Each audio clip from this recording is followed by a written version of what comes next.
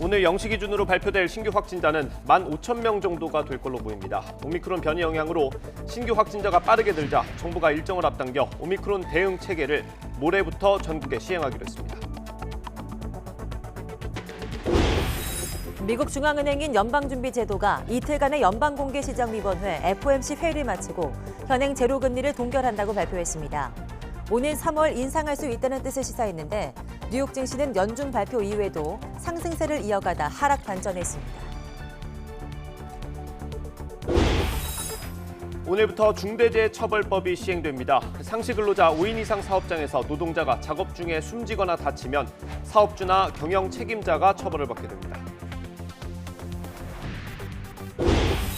광주 아파트 붕괴 사고 현장에서 실종자 1명이 추가로 발견됐습니다. 하지만 잔해물이 워낙 많고 추가 붕괴 위험도 있어서 수색과 구조 작업은 속도를 내지 못하고 있습니다. 자녀 입시 서류 조작 혐의 등으로 재판에 넘겨진 조국 전 법무부 장관의 부인 정경심 전 교수에 대한 대법원 선고가 오늘 내려집니다. 검찰이 확보한 동양대 PC의 증거 능력을 인정할지가 핵심 판단 기준이 될 걸로 보입니다. 네, 오늘 아침 대부분 지역에서 영하권 추위가 이어지고 낮 기온도 어제보다 내려가겠습니다. 찬바람이 불면서 중북부 지방 대기질은 점차 보통추를 회복하겠지만 충청 이남은 미세먼지에 주의하셔야겠습니다.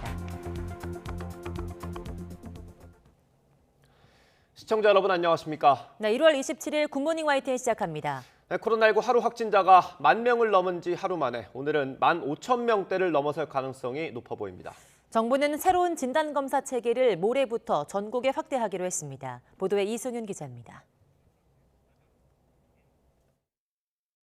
코로나19 신규 환자는 어제 저녁 9시 기준으로 전날보다 3,192명 늘어난 12,410명으로 역대 최다를 기록했습니다. 일주일 전보다는 7,161명 늘었고 2주 전보다는 8,925명이나 많은 수치인데 오늘 오전 발표될 신규 확진자 수는 15,000명을 넘길 가능성이 커 보입니다. 델타 변이보다 전파력이 두세 배에 달하는 오미크론이 국내 우세종이 된 이후 신규 확진자가 연일 급증하는 겁니다. 정부는 기존의 진단검사 체계로는 폭증하는 환자를 감당하기 어렵다고 보고 전남, 광주, 평택, 안성에 적용하는 새 검사 체계를 오는 29일부터는 전국으로 확대하기로 했습니다. 60세 이상 고령층 등 고위험군만 PCR 검사를 받을 수 있으며 나머지는 신속 항원 검사 등에서 양성이 나와야만 PCR 검사를 받을 수 있게 됩니다. 진단검사 체계 전환은 고위험군에 집중하기 때문에 저위험군의 진단과 유행 차단에 불리하고 그만큼 국민들의 불편이 커질 수 있습니다. 전국적인 확대 시행에 앞서 정부는 전국 256개 선별 진료소에 신속 항원 검사 키트를 무료로 제공합니다. 설 연휴 이후인 다음 달 3일부터는 전국의 동네 병원들도 코로나19 진단과 검사에 참여합니다. 정부는 오미크론 대유행으로 재택 치료자가 폭증할 것에 대비해 관리의료기관으로 동네 의원들의 참여를 독려하고 있습니다. 방역당국은 다음 달 3일부터 의료계와 동네 병원이 코로나19 검사와 치료에 참여하는 구체적인 방안을 내일 발표할 예정입니다. YTN 이승윤입니다.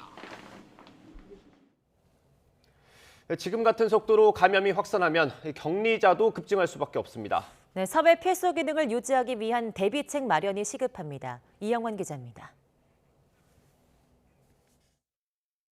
델타 변이보다 전파력이 큰 오미크론이 빠르게 확산하고 있습니다.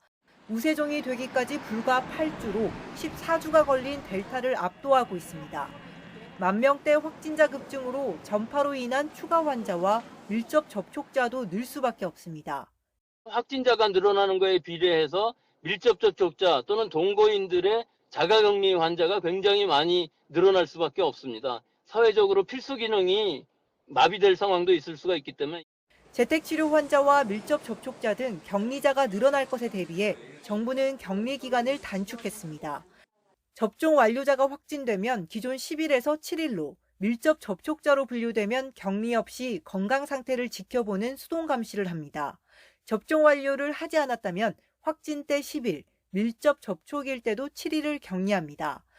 또 밀접 접촉자 기준도 강화해 KF80 이상의 마스크 등 보호구를 착용하지 않은 채 확진자와 2m 이내에서 15분 이상 대화한 수준으로 한정했습니다. 다만 이 같은 조치로 격리자를 최소화한다고 해도 환자 증가세가 계속된다면 의료, 돌봄, 치안 등 사회 기능 유지가 어려워질 수 있습니다. 필수 기능 마비에 대비한 지침 마련을 서둘러야 하는 이유입니다.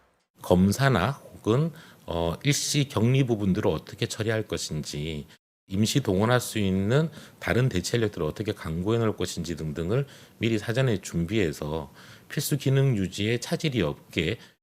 정부는 대규모 집단 감염 등 비상 상황에서 우선순위인 핵심 업무를 선정하고 재택근무 활성화와 대체 인력 투입을 어떻게 할지가 중요하다며 이런 내용을 포함한 업무 지속 계획을 관계부처에서 마련하고 있다고 밝혔습니다.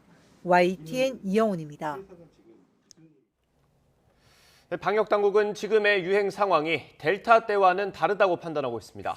네, 방역 목표도 중증 환자와 사망 발생을 최소화하고 의료체계 과부하를 막는 데 두겠다고 밝혔습니다. 홍주혜 기자입니다. 오미크론 확산으로 유행 규모가 걷잡을 수 없이 커지고 있습니다. 하지만 오미크론이 우세종을 거쳐 지배종이 되는 과정에서 확진자 수는 계속 증가할 것으로 예상됩니다. 지난주와 이번 주를 비교를 해보면 거의 2배 정도 확진자가 증가한 상태입니다. 그렇다면 이 정도의 증가 속도가 당분간은 이어질 것으로 보이고요. 우리가 소위 더블링이라고 부르는 현상들이 몇 주간은 이어질 수 있다라는 의미입니다. 오미크론은 델타보다 전파력은 2배 이상 강하지만 치명률은 5분의 1에 불과한 것으로 분석됩니다. 현재 유행 양상이 지난달 델타 유행 때와는 확연히 다른 이유입니다. 신규 환자가 처음으로 7,000명대를 기록한 지난달 8일과 비교하면 전체 확진자 숫자는 2배 정도인데 중증과 사망으로 진행할 위험이 큰 고령층은 절반 이하로 줄었습니다. 방역당국은 고령층 확진자가 감소하면 위중증 환자도 따라 줄고 그 결과 한때 한계 상황에 다다랐던 중환자 전담병상 가동률이 20% 아래로 내려가는 등 의료체계 여력에도 숨통이 트였다고 설명합니다. 오미크론 전환기엔 방역관리의 목표도 달라진다고 밝혔습니다. 첫째, 중증 환자와 사망 피해를 최소화하고, 둘째, 의료체계의 과부하와 붕괴를 방지하고, 셋째, 사회경제적 피해를 최소화하는 것입니다. 이를 위해 중환자와 중등증 병상을 지난달에 2배 수준으로 확충하고 고위험군 중심으로 동네 의원까지 참여하는 진단검사 체계를 설 연휴 이후 전국으로 확대합니다. 또 오는 30일 먹는 치료제 11,000명분을 추가로 도입하고 처방 대상도 60살 이상에서 50살 이상으로 확대하는 방안을 논의하고 있습니다. YTN 홍주혜입니다. 코로나19로 어려움을 겪는 소기업, 소상공인에게 손실보상금 지급 전 일정 금액을 무이자 대출로 우선 지급하는 손실보상 선지급 약정 사이트에 한밤중에 수만 명의 접속이 몰리면서 오류가 발생해 소상공인들이 불편을 겪었습니다.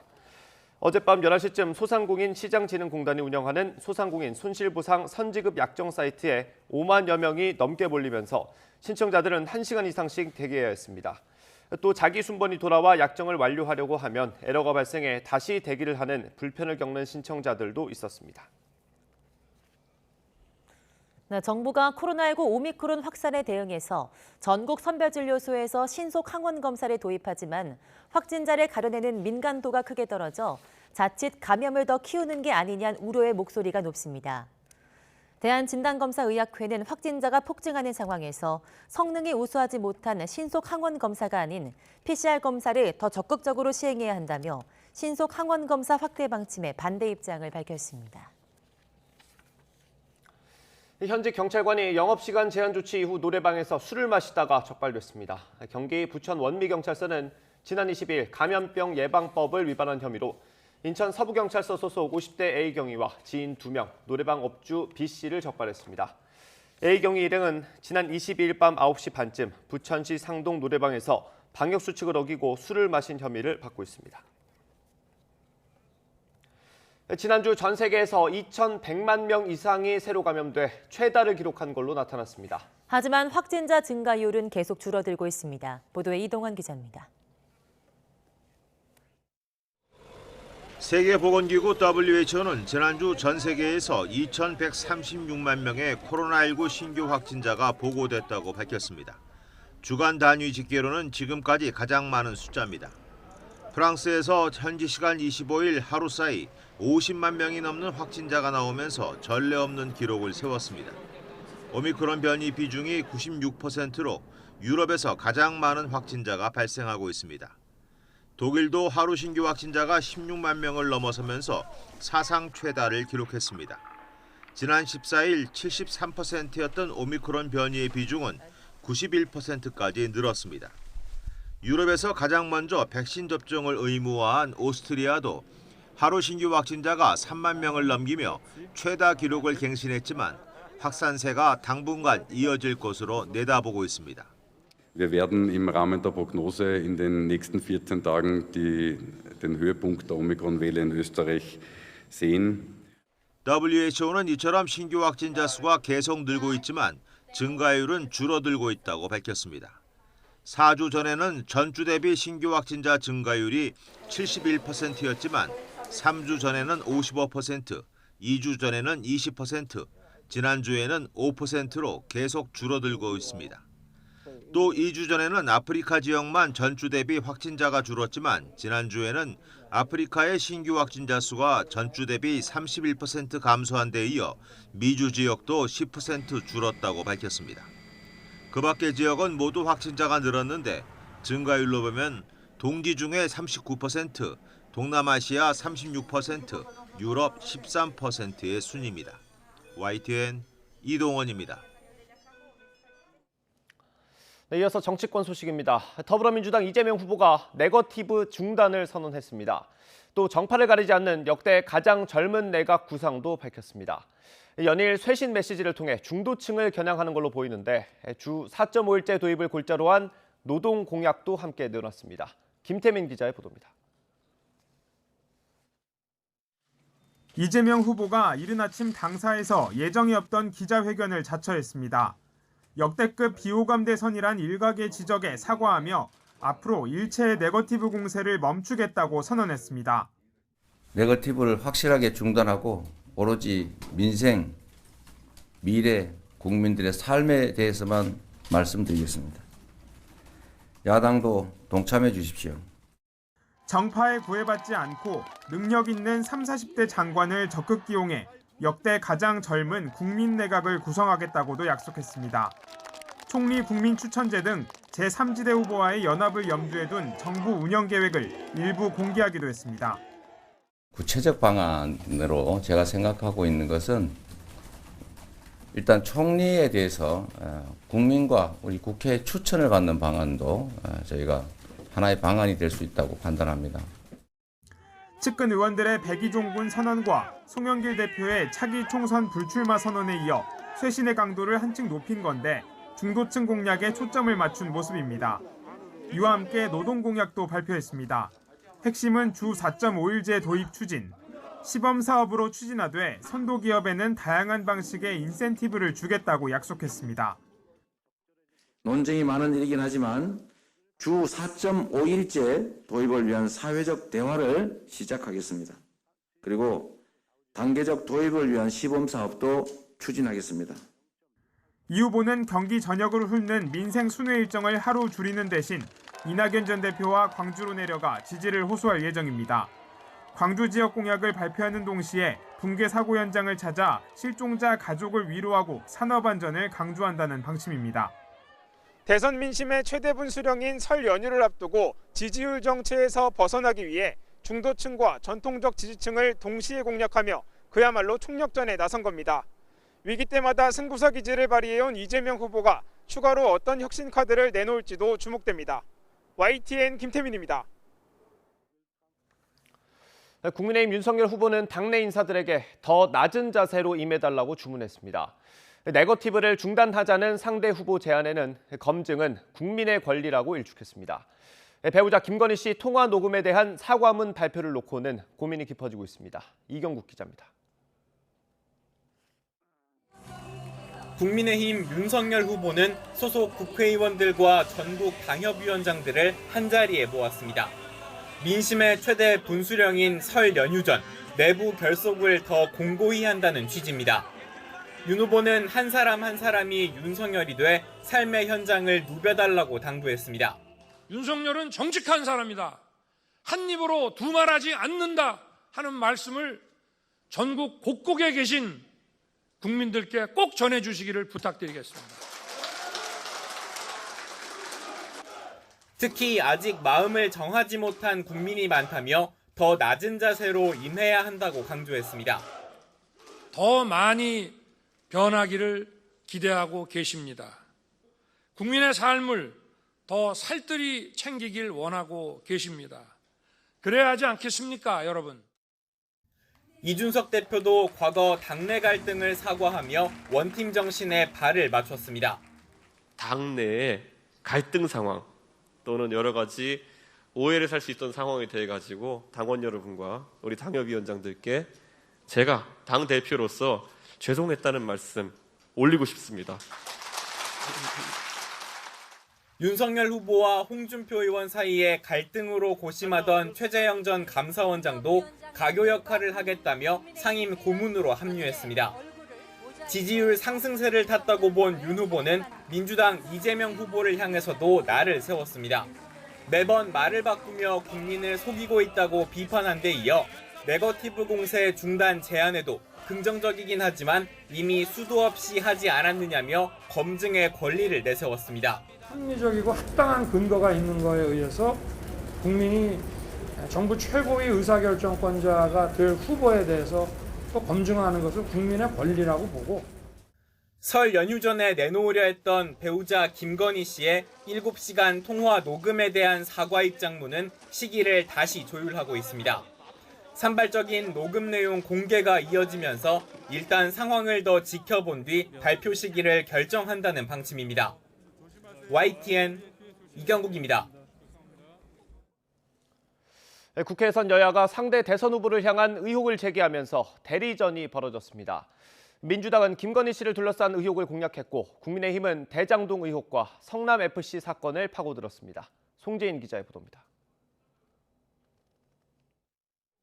박범계 법무부 장관이 참석한 국회 법제사법위원회 전체 회의는 시작부터 긴장감이 팽팽했습니다. 국민의힘이 대장동 특검법 상정을 그토록 요청할 때는 코빼기도 비춰주지 않더니 민주당은 예고한 대로 도이치모터스 주가 조작 사건과 관련해 윤석열 후보 배우자 김건희 씨 소환 조사를 촉구하며 공세의 포문을 열었습니다. 이어 이른바 7시간 통화에서 한동훈 검사장이 언급된 부분을 직접 틀며 김건희 실세설을 집중적으로 파고들었습니다. 한동훈에게 자기가 전달하겠다 이렇게 얘기를 하고 있어요. 김건희 씨가 사실상 한동훈 씨한테 수사지휘해왔던 거 아닌지 모르겠습니다. 국민의힘도 대장동 의혹의 몸통 이재명 후보 소환 조사가 필요하다며 반격에 나섰습니다. 최소한 10차례 대장동 사업 결재했습니다. 최소한 이재명 후보가 검찰에 소환돼서 조사를 받는 것이 이게 맞는 수사예요. 어떻게 몸통은 빼고 꼬리만 기소하고. 또 검찰 수사팀 내 갈등설이 제기된 성남FC 사건이 이재명 후보를 고리로 한 제2의 대장동 사건이라고 규정했는데 질의 과정에서 법무부의 정치적 중립성까지 문제 삼자 결국 박범계 장관도 발끈했습니다. 하늘을 우러러 수사 지휘 등등에 하고 있지 않습니다. 정치적 중립성을 잃을 만한 어떠한 언행을 한 바 없습니다. 김건희 씨의 출입국 기록 논란과 관련해 박범계 장관이 사실 확인에 나선 걸 두곤 급기야 고성까지 오갔습니다. 법무부 장관이 저런 식으로 정치에 개입하고 이런 식으로 제가 뭐를 확인을 줬길래 그렇게 노여워하십니까? 정말 출입국 기록이 뭐 어쨌다고요? 제가 뭐라고 저런 했습니까? 식으로 답변을 못한다 그런 건데 왜 갑자기 화를 내시는지가 이해가 안 된다는 거예요. 한국말 안 들려요? 대선 후보들을 둘러싼 기존 수사에 날마다 새로운 의혹까지 추가로 제기되면서 여야의 난타전은 더욱 가열되고 있습니다. YTN 송재인입니다. 네, 미국 중앙은행인 연방준비제도가 정례 회의를 마친 뒤 조만간 금리를 인상하는 것이 적절하다는 입장을 밝혔습니다. 시장의 예상대로라면 이르면 3월부터 금리 인상을 시사했는데 미국 증시는 하락세를 보이고 있고 또 유럽 증시는 일제히 올랐습니다. 워싱턴 연결해서 자세히 알아보겠습니다. 강태욱 특파원. 네, 워싱턴입니다. 네, 연준이 조기에 금리를 인상하겠다고 밝혔다고요? 네, 그렇습니다. 연준이 이틀간의 연방공개시장위원회 정례 회의를 마친 뒤 성명을 통해 조기 금리 인상의 의지를 밝혔습니다.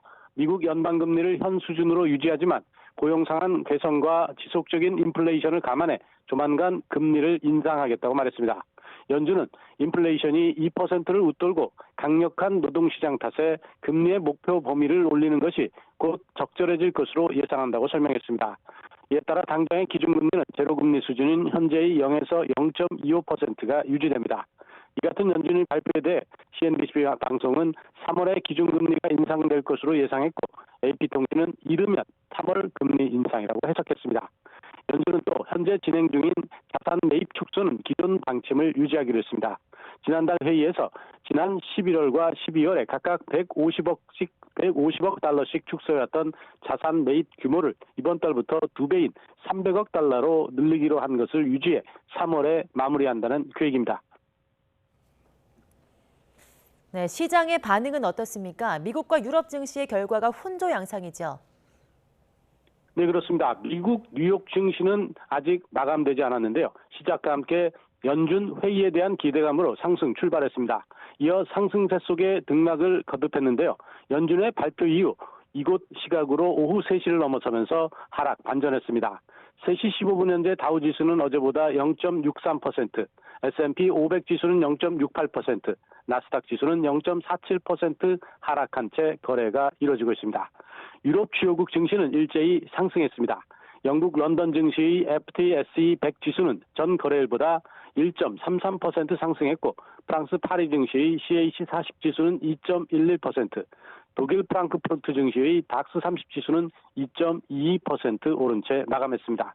그동안 주요 나라 증시의 낙폭이 컸었던 데 따른 반등이 있을 수 있습니다만 아무래도 시장의 불안 요소였던 금리 인상과 관련한 연준의 메시지를 시장에 어떻게 보는지는 더 지켜봐야 할 것으로 보입니다. 지금까지 워싱턴에서 YTN 강태욱입니다. 네, 앞서 전화 연결해서 오디오 상태가 좋지 않았습니다. 양해 말씀드리겠습니다. 네, 검찰 정기 인사가 발표된 당일 수원지검 성남지청에선 지청장을 보조하는 차장검사가 돌연 사의를 표명했습니다. 이재명 민주당 대선 후보의 성남FC 후원금 의혹 사건을 두고 지청장과 갈등을 빚은 것으로 알려졌는데 김호수 검찰총장이 경위 파악을 지시했습니다. 나인 기자가 보도합니다. 사의를 밝힌 검사는 성남지청 박하영 차장검사입니다. 다음 달 초 단행되는 중간간부 평검사 인사 발표 날 저녁 검찰 내부망에 사직하겠다는 글을 올렸습니다. 더 근무할 수 있는 다른 방도를 찾으려 노력했지만 달리 방법이 없었다고 적었습니다. 박 차장 검사는 이재명 후보가 프로축구단 성남FC 후원금 의혹으로 고발된 사건을 두고 박은정 지청장과 갈등을 겪은 것으로 전해졌습니다. 2018년 바른미래당이 고발한 사건인데 이 후보가 성남시장일 때 성남FC 구단주로서 여러 기업에 특혜를 주고 광고비나 후원금 160억 원을 유치했다는 의혹이 핵심입니다. 경찰이 3년 동안 수사했는데 증거가 없다는 이유로 무혐의 처분했고 고발인이 이의를 제기해 지난해 10월 검찰로 넘어왔습니다. 보안 수사의 방향과 방법에 대한 견해 차이인 것으로 알고 있습니다. 법과 원칙에 따라서 지금 아까 무혐의가 2번 난 것과 포함해서 저는 절차에 따라서 잘. 성남지청도 공식 입장을 내고 앞서 경찰뿐만 아니라 지청 수사과에서도 무혐의 결론을 냈던 사건이라며 수사 기록을 검토하고 있고 종결을 지시하거나 보완 수사 요구를 막은 적은 없다고 밝혔습니다. 그러나 대선 후보가 고발된 사건을 두고 검찰 내부 갈등 끝에 하급자가 사표를 냈다는 의혹이 일자 김호수 검찰총장이 나섰습니다. 김 총장은 성남지청 상급기관인 수원지검장에게 경위를 파악해 보고하라고 지시했습니다. 갈등 한복판에 선 박은정 성남지청장은 재작년 윤석열 당시 총장 징계 국면에서 법무부 감찰 담당관으로 일하며 감찰 일선을 주도했던 인물입니다. 검찰 자체 진상조사에 안팎의 이목이 쏠려 있습니다. YTN 나혜인입니다. 네, 자녀 입시 비리 등의 혐의로 재판을 받아온 조국 전 장관의 부인 정경심 전 동양대 교수가 오늘 대법원 판단을 받습니다. 1심과 2심에선 잇따라 징역 4년이 선고됐는데 유죄 핵심 증거로 쓰인 이른바 동양대 PC의 증거 능력이 인정될 시가 핵심 쟁점입니다. 오철희 기자입니다. 대법원이 오늘 오전 조국 전 법무부 장관의 부인인 정경심 전 동양대 교수의 자녀 입시와 사모펀드 비리 혐의에 대한 최종 판단을 내놓습니다. 지난 2019년 8월 조 전 장관 후보자 지명 뒤 일가를 둘러싼 각종 의혹이 불거져 검찰이 수사에 착수한 지 2년 5개월여 만입니다. 정경심 전 교수의 혐의는 딸 조민 씨의 부산대 의학전문대학원 등 입시 비리와 사모펀드 코링크 피의 관련 비리, 증거 인멸 등으로 나뉩니다. 1, 2심 법원은 동양대 총장 표창장을 비롯한 이른바 7대 스펙을 모두 위조 또는 허위로 보고 입시 비리 혐의 대부분을 유죄로 인정해 징역 4년의 실형을 선고했습니다. 다만 1, 2심에서 유무죄가 뒤바뀐 부분도 있는데 사모펀드와 증거 인멸 관련 혐의는 일부 무죄가 내려졌습니다. 대법원 상고심의 쟁점은 동양대 PC의 증거 능력 인정 여부입니다. 딸 조민 씨의 위조된 동양대 총장 표창장과 허위 경력이 기재된 서울대 인턴 확인서 등의 핵심 물증이 동양대 PC에서 나왔는데 1, 2심 모두 적법한 증거로 채택했습니다. 하지만 조 전 장관 부부의 입시 비리 혐의를 따로 심리하고 있는 다른 재판부는 대법원 전원 합의체 판결을 근거로 최근 동양대 PC 등을 증거로 인정하지 않기로 했습니다. 당사자들의 참여권이 보장되지 않은 상태에서 제출이 이루어졌다는 이유입니다. 수감 중인 정 전 교수는 건강 악화를 이유로 보석을 신청하면서 위법한 증거라는 기존 주장을 굽히지 않았습니다. 만약 대법원이 동양대 PC의 증거 능력을 인정하지 않으면 사건이 하급심으로 돌아가 정 전 교수의 형량이 낮아지는 등 유리한 결과가 나올 가능성도 제기됩니다. 하지만 동양대 PC의 소유자를 특정하기 어렵고 혐의를 입증할 다른 증거도 있어 하급심 판단이 완전히 뒤집힐 여지는 크지 않다는 분석도 나옵니다. 대법원 판단에 따라 별도로 진행 중인 조 전 장관 재판에도 영향이 적지 않을 전망입니다. YTN 우철입니다. 네, 이른바 환경부 블랙리스트 사건으로 1심과 2심에서 실형을 선고받은 김은경 전 환경부 장관이 오늘 최종 판결을 받습니다. 대법원은 오늘 오전 직권남용 등 혐의로 기소된 김 전 장관과 신미숙 전 청와대 균형인사비서관의 상고심 선고 공판을 엽니다. 앞서 2심은 1심과 달리 김 전 장관의 직권남용 등 일부 혐의를 무죄로 뒤집었지만 산하 공공기관 임원에게 사표를 종용한 혐의 등은 인정해서 징역 2년을 선고했고 신 전 비서관도 징역 1년에 집행유예 3년을 선고받았습니다. 네, 검찰이 노무현 재단 계좌를 들여다봤다는 허위 사실을 퍼뜨려 한동훈 사법연수원 부원장의 명예를 훼손한 혐의로 기소된 유시민 전 노무현 재단 이사장이 법정에서 한 부원장을 대면한 예정입니다. 서울 서부지방법원은 오늘 오후 2시 라디오에 의한 명예훼손 혐의로 기소된 유 전 이사장의 3차 공판기일을 엽니다. 앞서 유 전 이사장은 지난 2019년 12일 유튜브 채널 알릴레오에서 검찰이 노무현 재단 은행 계좌를 들여다본 것을 확인했고 개인 계좌도 다 봤을 것으로 짐작한다고 말해 한 부원장의 명예를 훼손한 혐의로 기소됐습니다.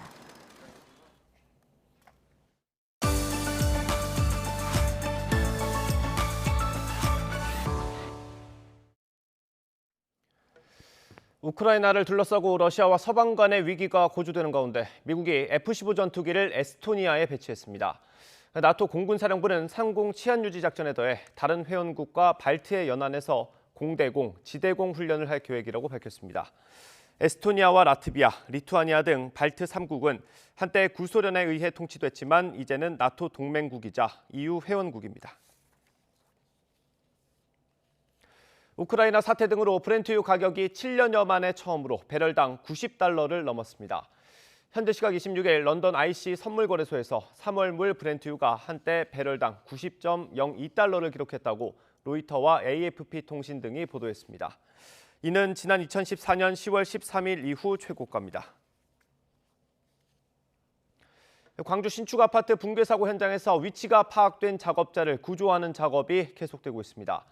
소방청은 작업자가 매몰된 것으로 추정되는 건물 27층에서 29층에 대해 탐색과 구조를 위해 잔해물 제거 작업에 집중하고 있다고 밝혔습니다. 추가로 확인된 작업자는 구조대원들이 맨눈으로 볼 수 있는 위치에 있지만 붕괴 잔해물이 겹겹이 쌓여 실제 구조까지는 시간이 걸릴 것으로 예상됩니다. 산업 현장에서 안전사고를 예방하기 위한 중대재해처벌법이 오늘부터 시행됩니다. 현장에서 노동자가 숨지거나 다치는 큰 사고가 나면 사업주가 형사 책임을 지도록 하는 게 법안의 핵심 내용입니다. 다만 제도 안착까지는 적잖은 혼란이 예상됩니다. 최명신 기자의 보도입니다. 중대재해처벌법은 지난 2020년 4월 38명이 숨진 이천 물류창고 화재 참사를 계기로 제정됐습니다. 상시근로자 5인 이상 사업장에서 중대산업재해가 발생했을 때 사업주나 경영자를 처벌할 수 있는 내용을 담고 있습니다. 50인 미만 사업장이나 공사금액 50억 미만의 공사 현장은 2년간 유예기간이 주어집니다. 사망자가 1명 이상 발생하거나 같은 사고로 6개월 이상 치료가 필요한 부상자가 2명 이상 발생한 경우 같은 유해 요인의 직업성 질병자가 1년 이내에 3명 이상 발생했을 경우에 적용됩니다. 안전과 보건 확보 의무를 다하지 않은 것으로 확인되면 1년 이상 징역 또는 10억 이하 벌금형을 받을 수 있습니다.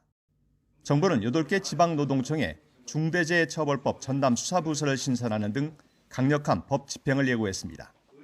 경영 책임자의 유해 위험 요인을 묵인 방치하여 발생하는 사고에 대해 예리하고 엄정하게 수사하고 산업 현장에서는 이로 처벌 기업이 되는 불명예를 피하기 위해 몸을 잔뜩 사리고 있습니다. 특히 산업재해가 많은 건설사들은 전국 대부분 사업장에서 설 연휴 휴가를 앞당겨 실시하는 등 공사를 장기간 중단하는 사례마저 나오고 있습니다. 정부는 안전과 보건 확보 의무를 충실히 이행했다면 처벌되지 않는다고 강조하지만 적용 범위를 놓고 법적 해석이 분분해 혼란은 한동안 불가피할 전망입니다. 여기에 노동계가 5인 미만 사업장에도 법 적용을 요구하는 것도 변수가 되고 있습니다. 정부는 앞으로 판례들을 봐가며 제도를 보완해 나가겠다는 입장입니다. YTN 최명신입니다. 중대재해처벌법에는 공공시설은 물론 식당과 카페에서 일어나는 중대 시민재해도 포함됐습니다. 그런데 식중독 같은 사고가 났던 음식점에 대해선 인원이나 면적 기준이 없어서 혼선이 우려되고 있습니다. 박기환 기자의 보도입니다. 지난해 8월 경기도 성남에 있는 김밥집 2곳에서 발생한 집단 식중독. 당시 300여 명의 환자가 나왔고 20대 여성 1명이 결국 숨졌습니다. 만약 중대재해처벌법이 적용됐다면 집단 식중독이 발생한 김밥집 책임자는 행정처분뿐만 아니라 형사처벌까지 받을 수 있습니다. 음식 관리를 소홀히 한 중대시민재해로 볼 수 있기 때문입니다. 중대재해처벌법은 크게 중대산업재해와 중대시민재해로 나뉩니다. 여기에 제조물에 대한 조항과 공중이용시설, 교통수단 사업자가 각각 별도 지침을 적용받습니다. 식품과 약품은 물론 전자제품도 적용 대상입니다.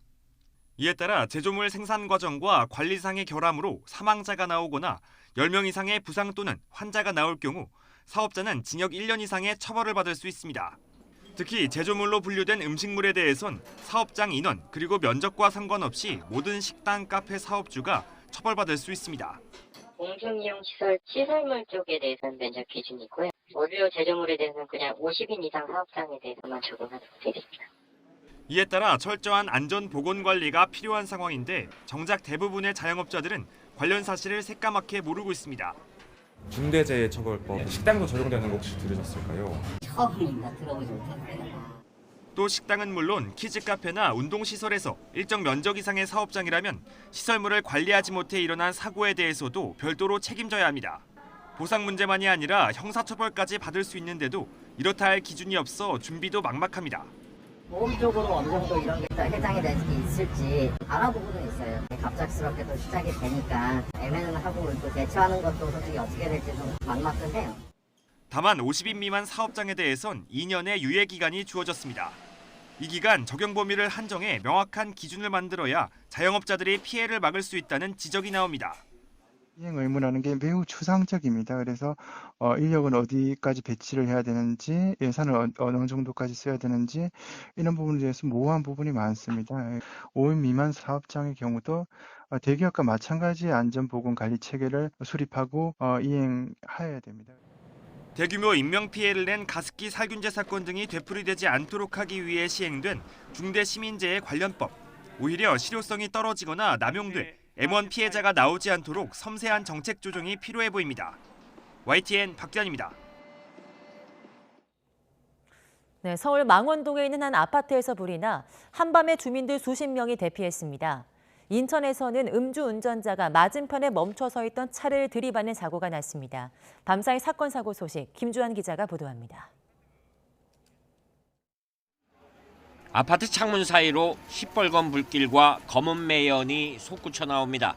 아래층 주민이 창문 밖으로 머리를 내밀자 밖에서 지켜보던 다른 주민들이 대피하라고 다급하게 외칩니다. 서울 망원동의 한 아파트 7층에서 불이 난 건 어젯밤 10시쯤. 다행히 다친 사람은 없었지만 주민 수십 명이 놀라 한때 대피했습니다. 경찰과 소방당국은 정확한 피해 규모와 화재 원인을 조사하고 있습니다. 인천 호구포역 인근 사거리에서는 음주 사고로 차량 석 대가 잇따라 부딪혔습니다. 경찰은 50대 운전자 A씨가 중앙선을 넘어 맞은편에서 신호를 대기하고 있던 차를 들이받으며 사고가 시작된 것으로 보고 있습니다. A씨의 혈중 알코올 농도는 면허 정지 수치인 0.03%를 넘은 것으로 전해졌습니다. 비슷한 시각 전남 무안군 삼양읍에 있는 한 폐차장에서 불이 나 건물 한 개 동이 불에 탔고 울산 울주군 웅천면에서는 야산에 불이 나 산림 300평방미터가량이 불에 탔습니다. YTN 김주환입니다.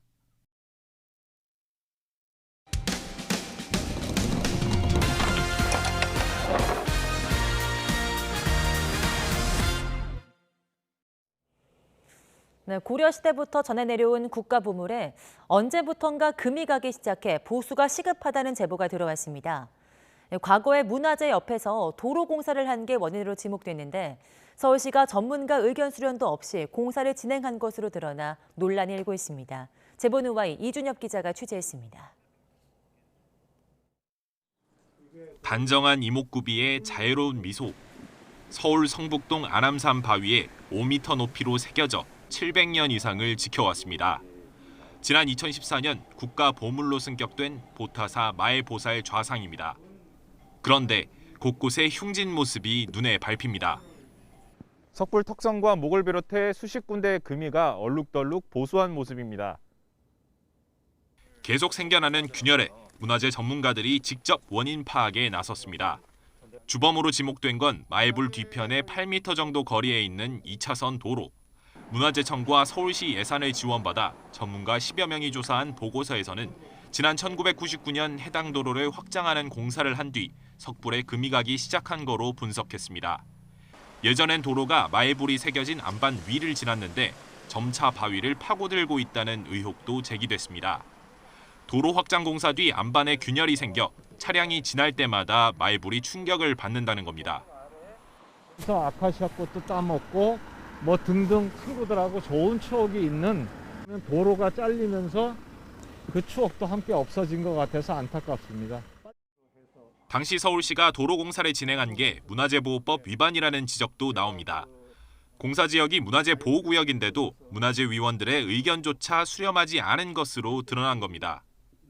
얼굴 전체가 다 지금 갈라지고 있고 목까지도 이렇게 갈라지고 있습니다. 이런 것은 그 당시는 전혀 없었습니다.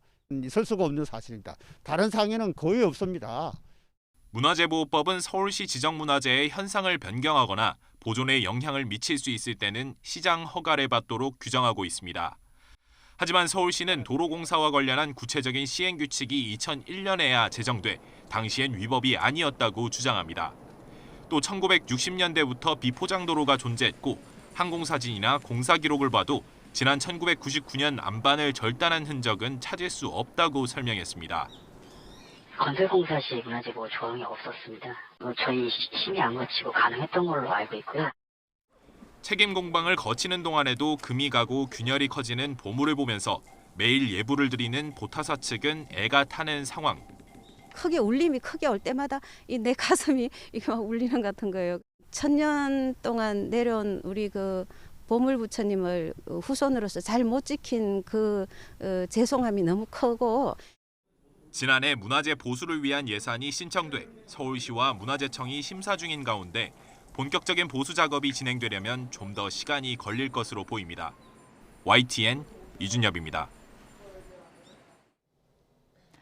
오늘부터는 공기가 점차 차가워지겠습니다. 현재 서울 기온은 영하 3.6도지만 찬바람의 체감 온도는 영하 7도 선에 머물고 있는데요. 오늘 아침 출근길에는 보온에 각별히 신경을 써주셔야겠습니다. 오늘도 미세먼지에 주의가 필요하겠습니다. 중북부 지방의 대기질은 오후부터는 서서히 보통 수준을 회복하겠지만 충청 이남 지방은 오늘 종일 공기가 탁하겠습니다. 오늘 내륙에는 구름만 간간히 지나겠고요. 동풍의 영향을 받는 강원 북부 동해안에는 빗방울이 떨어지거나 눈이 날리는 곳이 있겠습니다. 강원 북부와 산간에는 한파특보가 내려진 가운데 현재 서울 기온은 영하 3.6도, 대전은 영하 2도, 대구는 영하 0.7도 선을 보이고 있고요. 낮 기온도 어제보다는 내려가겠습니다. 오늘 서울의 한낮 기온은 4도, 대전은 6도, 광주는 7도, 부산은 11도로 예상되고 있습니다. 설 당일인 화요일에는 서울 등 서쪽 지방을 중심으로 눈이 내릴 전망입니다. 지금까지 날씨 정보였습니다. 오늘 0시 기준으로 발표될 신규 확진자는 15,000명 정도가 될 걸로 보입니다. 오미크론 변이 영향으로 신규 확진자가 빠르게 늘자 정부가 일정을 앞당겨서 오미크론 대응 체계를 모레부터 전국에 시행하기로 했습니다. 미국 중앙은행인 연방준비제도가 현행 제로금리 동결 결정을 내리면서 3월 인상 가능성을 시사했습니다. 제롬 파월 연준 의장은 금리를 인상할 수 있는 여지가 꽤 있다고 밝혔습니다. 오늘부터 중대재해처벌법이 시행됩니다. 상시 근로자 5인 이상 사업장에서 노동자가 작업 중 숨지거나 다치면 사업주나 경영 책임자가 처벌을 받게 됩니다.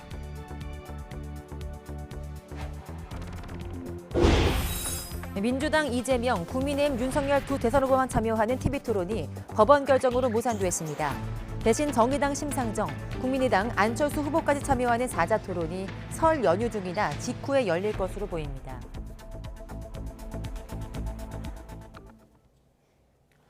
오미크론 변이 대유행이 본격화하면서 어젯밤 9시까지 확진자가 12,000명을 넘어섰습니다.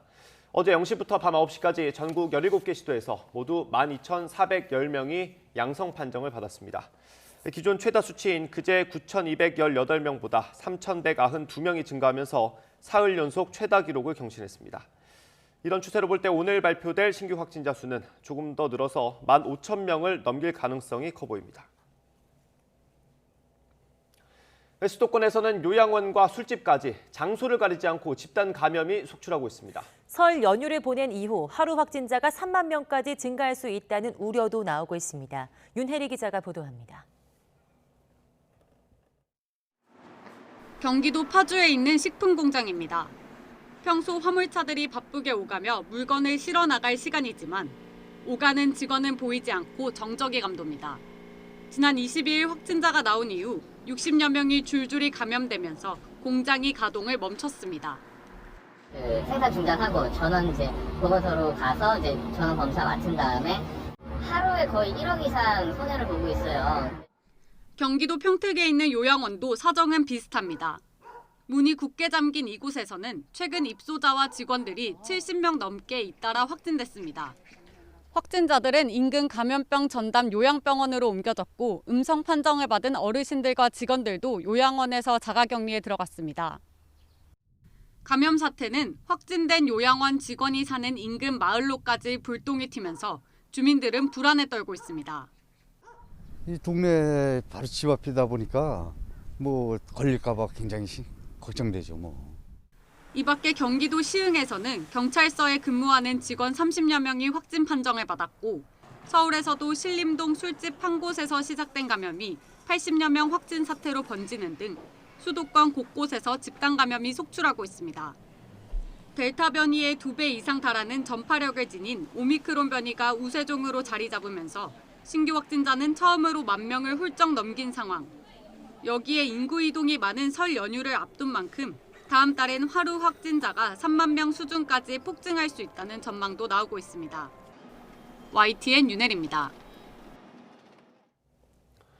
네, 오미크론 변이 확산이 뚜렷한 경기 평택과 안성, 광주와 전남은 PCR 검사 역량을 고위험군에 집중하는 검사 체계로 전환했습니다. 네, 모레부터는 동네 병의원을 중심으로 한 코로나19 대응 체계가 전국에 확대 시행되는데요.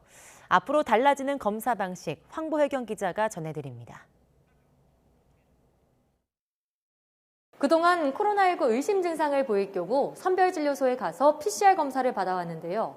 앞으로 PCR 검사는 60살 이상이나 밀접 접촉자와 같이 코로나19 고위험군만 받을 수 있습니다. 나머지는 호흡기 전담 클리닉 등에 가서 신속 항원 검사를 우선 받게 했는데요.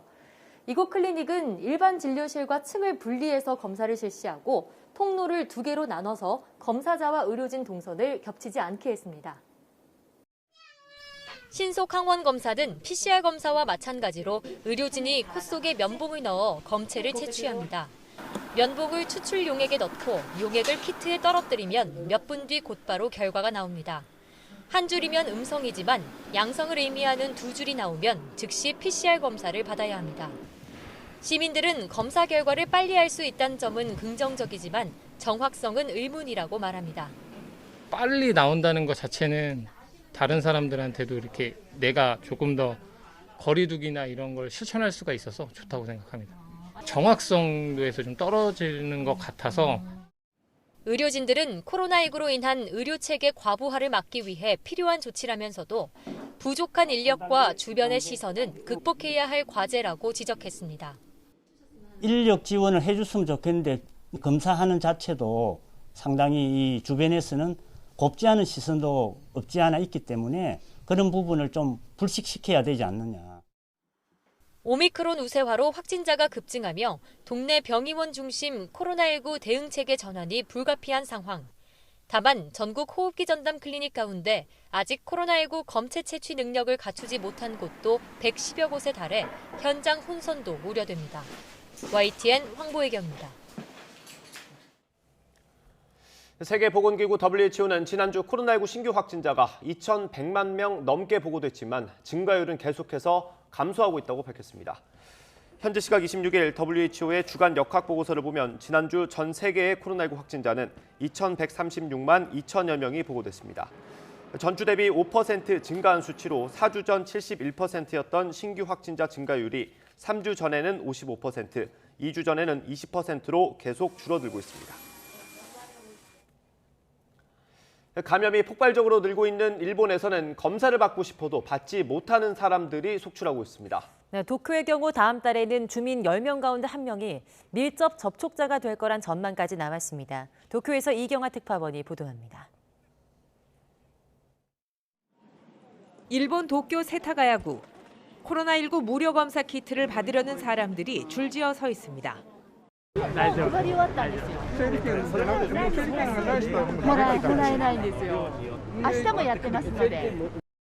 감염 폭발로 불안이 커지고 있지만 정부가 약속한 무료 검사는 증상이 없으면 좀채 받기 어렵습니다.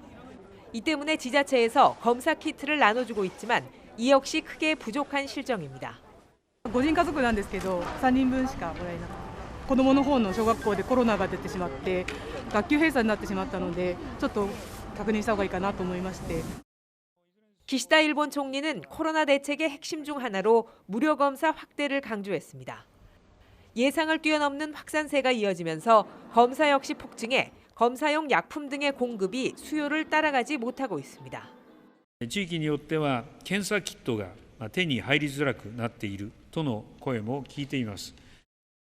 일본 정부는 검사 키트 제조업체에 하루 80만 회분 생산을 더 늘려줄 것을 요청했습니다.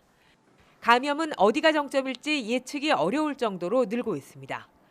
감염자 1명당 밀접 접촉자를 5명으로 하고 열흘 격리를 전제로 할 경우 다음 달 8일 도쿄는 주민 10%가 밀접 접촉자가 될 것이라는 추산치도 나왔습니다. 2月4日に143万人自宅待機の人が出るかもしれないというギリギリの人数で切り回ししてるっていう部分がかなり多いと思うんですよね。まあ社会が麻痺するっていうことが十分あり得るというふうに。 늘어나는 검사 수요를 감당 못해 일본 정부는 밀접 접촉자의 경우 검사 없이 진단할 수 있도록 방침을 바꿨습니다. 하지만 일본 의사회는 의료진이 정확히 검사하는 것이 중요하다고 강조하면서 부족한 검사 키트를 병원에 우선적으로 공급할 것을 정부에 촉구했습니다. 도쿄에서 YTN 이경아입니다.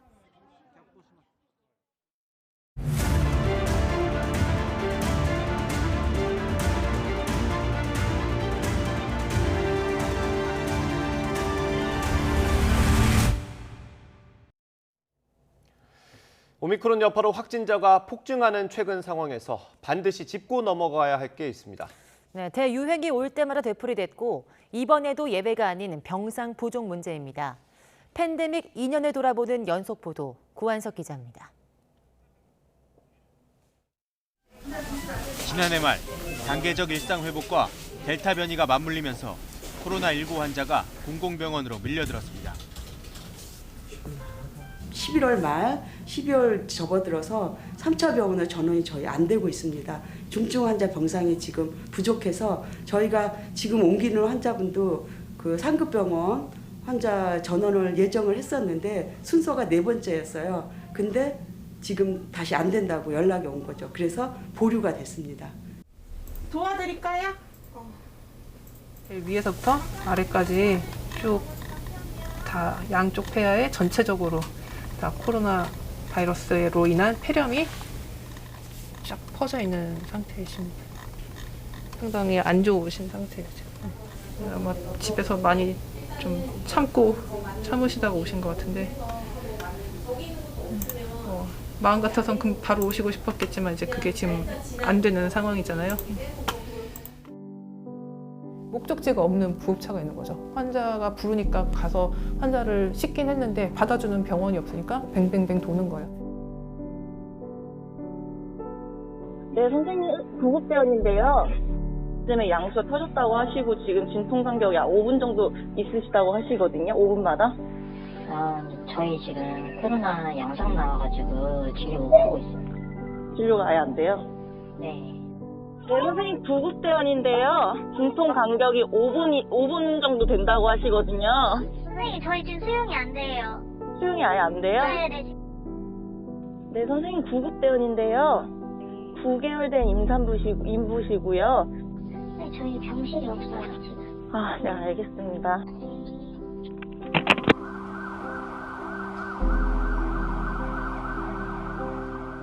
병상 부족 사태는 지난 2년 동안 되풀이됐습니다. 그런데 정작 우리나라에는 병원이 적지 않습니다. 병상 수로 따지면 세계에서 가장 많다고도 할 수 있습니다. 문제는 병상 대부분이 민간 병원에 몰려 있다는 겁니다. 공공병원의 병상 수는 독일, 프랑스는 물론 의료의 민영화 정도가 높은 미국보다도 적습니다. 감염병 재난 상황이라도 정부가 민간 병원을 동원하는 건 쉽지 않은 일입니다.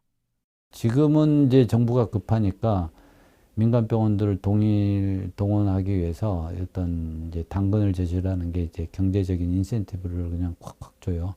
그게 안 하면은 민간 병원은 움직일 수가 없어요. 대학병원은 그렇게 하는데도 안 하겠다고 하는 거고. 의료 공백 속에 숨진 17살 소년. 병상이 부족해 시설 안에서 신음하다 목숨을 잃는 노인과 장애인. 그리고 오미크론이라는 새로운 재난. K방역의 성과를 기리기보다 새로운 답을 찾아야 할 때라고 전문가들은 말합니다. 사립법인들이 대다수를 차지하거나 상위를 점령하고 있는 이 체계 안에서 어떻게 어떤 이윤으로부터 좀 멀리 떨어지거나 정말 지역사회를 위해서 제 몫을 다할 수 있는 보건의료인은 어떻게 양성할 것이고 성장은 어떻게 도울 것이고 이런 설계부터 나와야 되는 거죠. YTN 구한석입니다. 이재명, 윤석열 두 대선 후보의 양자 TV 토론이 법원의 결정으로 무산됐습니다. 법원은 정의당 심상정, 국민의당 안철수 후보가 법정 토론 대상에 해당하는 만큼 방송사 임의로 제외하면 안 된다고 판단했습니다. 오선열 기자의 보도입니다. 지상파 방송사들은 대선을 앞두고 이재명, 윤석열, 안철수, 심상정 등 대선 후보 4명에게 방송 토론에 참석을 요청했습니다. 하지만 민주당 이재명 캠프와 국민의힘 윤석열 캠프는 별도 논의를 통해 설 연휴 전 양자 토론을 열기로 합의하고 지상파 방송사에 주관을 요청했습니다. 그러자 국민의당 안철수 후보는 사자 토론을 갑자기 양자 토론으로 바꾸는 건 불공정하다며 법원에 방송 금지 가처분 신청을 냈습니다. 서울 서부지방법원은 한 차례 심리를 열어 양측 의견을 들은 뒤 안 후보의 가처분 신청을 인용해 방송 금지 결정을 내렸습니다. 법원은 우선 안 후보가 속한 국민의당이 직전 총선에서 6.79%를 득표했고 최근 여론조사에서 안 후보의 지지율도 평균 13% 이상을 기록해 법정 토론의 초청 대상이라고 봤습니다. 따라서 지상파 3사가 합리적 이유 없이 안 후보를 빼고 양자 TV 토론을 방송하는 건 정당성을 받아들이기 어렵다며 대상자 선정에 관한 언론사 재량의 한계를 벗어났다고 판단했습니다.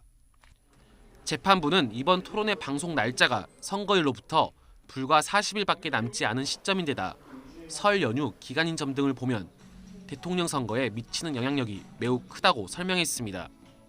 그러면서 안 후보가 토론회에 참여할 수 없다면 정책 홍보와 유권자 설득 기회를 잃게 되고 군소 후보로서 이미지가 굳어져 향후 선거 과정에서 불리하게 작용될 거라고 지적했습니다.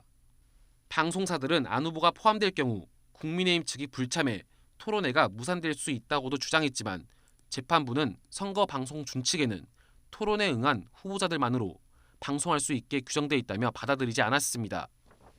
안 후보에 이어 정의당 심상정 대선 후보가 서울 남부지방법원에 낸 양자 TV 토론 방송 금지 가처분 신청도 인용됐습니다. 법원은 심 후보가 소속 의원이 5인 이상인 정의당의 대선 후보로 토론회 초청 자격을 충족했는데도 배제됐다고 밝혔습니다. 법원이 잇따라 가처분 신청을 받아들이면서 설 연휴 예정됐던 지상파 3사의 양자 TV 토론 방송도 사실상 무산될 것으로 보입니다. YTN 오선열입니다. 민주당과 국민의힘은 법원 판단에 따라 사자 토론을 추진하기로 했습니다. 국민의당과 정의당은 담합 정치를 심판한 사필 규정이라며 거대 양당의 사과를 요구했습니다. 김승환 기자입니다. 국민의당과 정의당은 양자 TV 토론을 금지한다는 법원 결정이 나오자마자 민주당과 국민의힘에 맹공을 퍼부었습니다.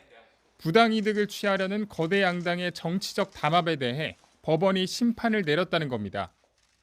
한마디로 사필 규정이죠.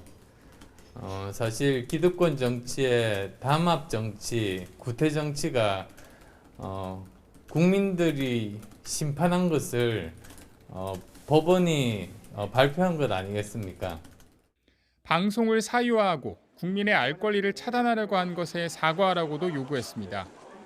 국민의당과 정의당은 법적 토론 대상인 안철수, 심상정 후보를 포함한 사자 TV 토론을 추진하자고 운을 띄웠고 양당 후보가 당당하다면 설 연휴 전에 국민의 요구대로 다자 토론회 링에서 만날 것을 촉구합니다. 더불어민주당과 국민의힘 모두 수용한다는 뜻을 밝혔습니다. 민주당 이재명 후보는 애초부터 양자 토론을 원했던 건 아니라면서 자격 있는 사람들이 똑같은 기회를 얻는 게 맞다고 말했고 사자 토론이든 오자 토론이든 법률이 정하는 또 우리 상식과 합리에 부합하는 방식으로 모든 사람에게 모든 후보에게 공평한 기회를 주는 방식의 국민의힘 윤석열 후보는 설 연휴 국민이 함께 보는 시간대 양자 토론을 기대했는데 아쉽다면서도 토론 방식은 상관하지 않겠다는 입장을 내놨습니다. 국민들께서 그 대선 후보의 정견과 입장을 궁금해하시기 때문에 어떤 것이든 상관없습니다. 주관사인 지상파 3사는 오는 31일과 다음 달 3일 가운데 하루 사자 토론을 하자는 내용의 공문을 4개 정당에 보냈습니다. 민주당, 정의당, 국민의당은 이를수록 좋다면서 설 연휴인 31일 사자 토론을 선호한다는 입장을 밝혔고 국민의힘은 내부 토론을 거쳐 입장을 정한다는 방침입니다.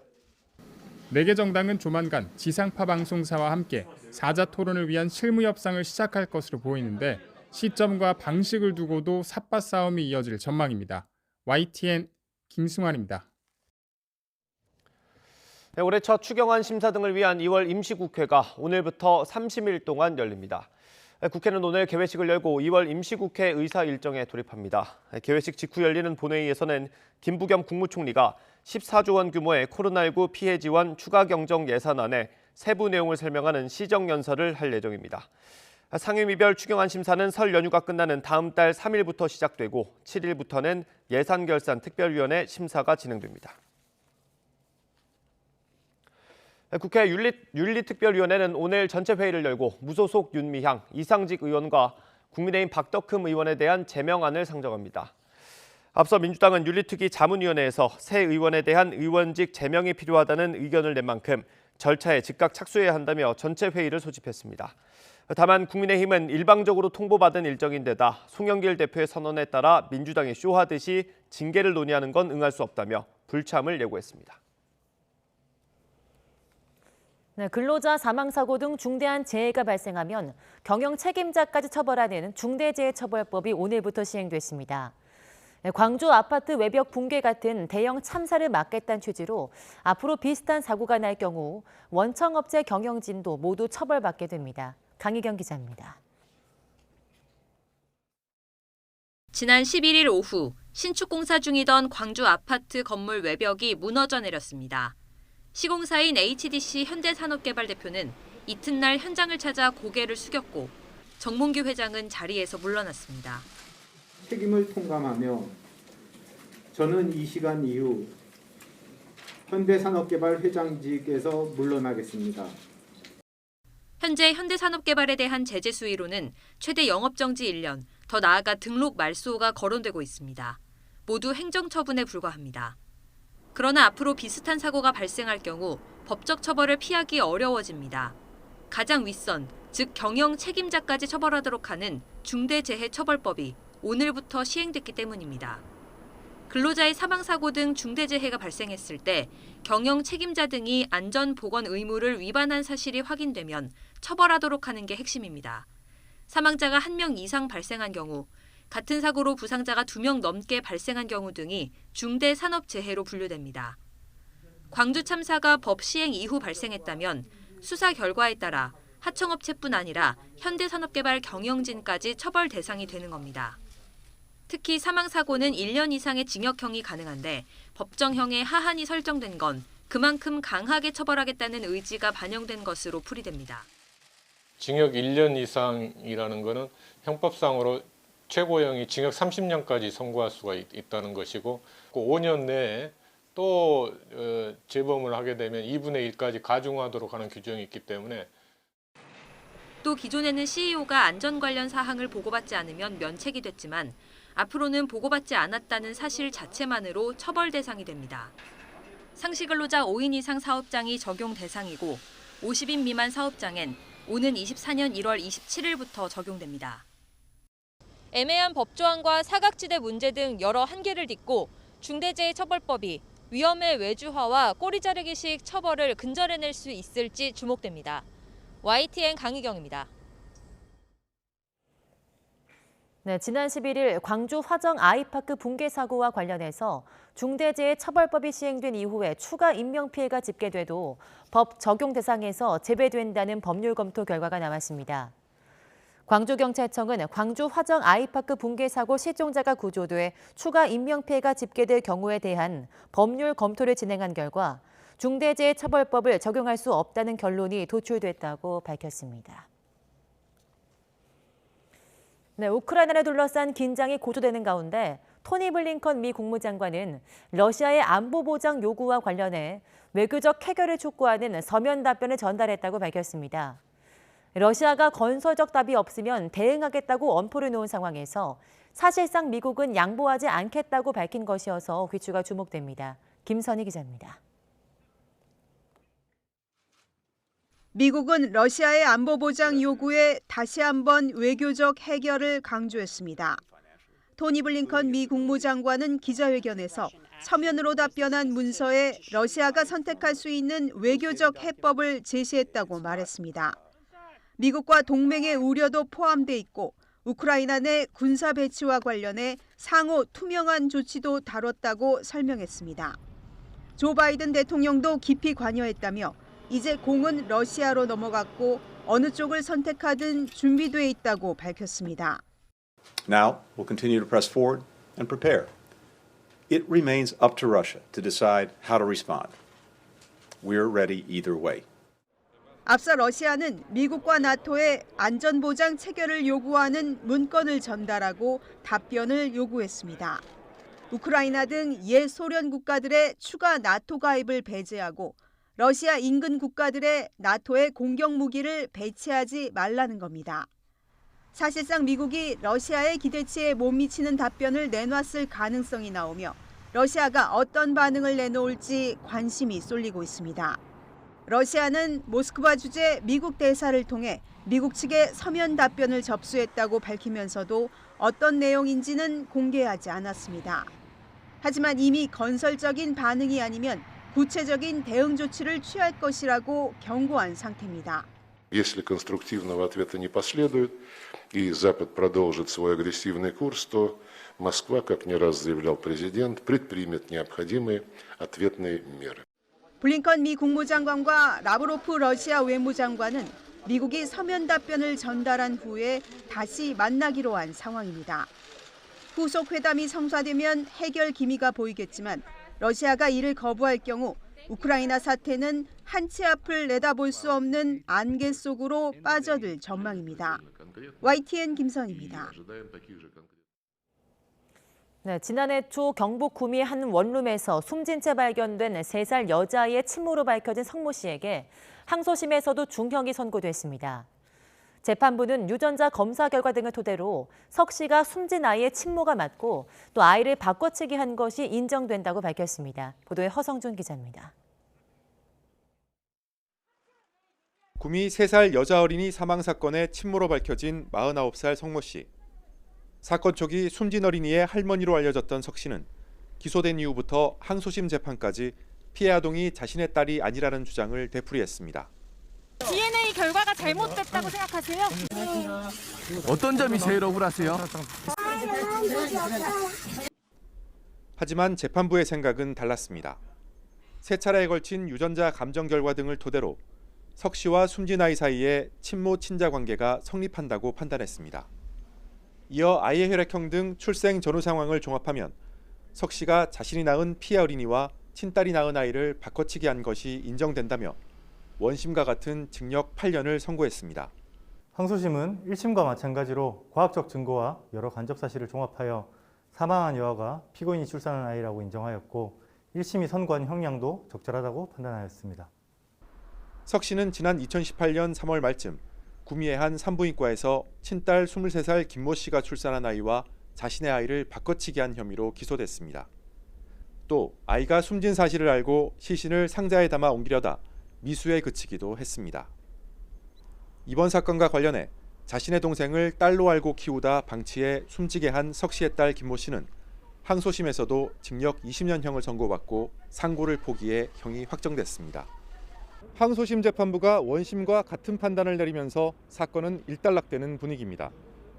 하지만 석 씨가 빼돌린 아이, 그러니까 친딸 김 씨가 낳은 아이의 행방은 아직 밝혀지지 않고 있습니다. YTN 허성준입니다. 오늘부터는 날씨가 점차 추워지겠습니다. 밤사이 찬 공기가 밀려오며 현재 서울 기온은 영하 4.3도까지 떨어져 있는데요. 앞으로도 기온은 점차 내림세를 보이겠고요. 주말에는 예년보다 추운 날씨가 찾아오겠습니다. 오늘도 곳곳에서 대기질이 탁하겠습니다. 중북부 지방의 대기질은 오후부터는 보통 수준을 회복하겠지만 충청 이남 지방은 종일 나쁨 수준을 유지하겠습니다. 오늘도 내륙에는 구름만 간간히 지나겠습니다. 다만 동풍의 영향을 받는 강원 북부 동해안에는 빗방울이 떨어지거나 눈이 날리는 곳이 있겠고요. 울릉도와 독도에는 비나 눈이 내리겠습니다. 강원 북부와 산간에는 한파특보가 내려진 가운데 현재 서울 기온은 영하 4.3도, 대전은 영하 2.6도 선을 보이고 있고요. 이 낮 기온도 어제보다는 내려가겠습니다. 오늘 서울의 한낮 기온은 4도, 대전은 6도, 대구는 8도, 부산은 11도 선을 보이겠습니다. 설 당일에는 서울 등 서쪽 지방을 중심으로 눈이 내릴 전망입니다. 지금까지 날씨 정보였습니다. 이 공장 안은 사람이 죽을 수밖에 없는 공장이로구나. 없이 여기저기 뛰어다니면서 무서웠을 거 생각하니 가슴이 무너집니다.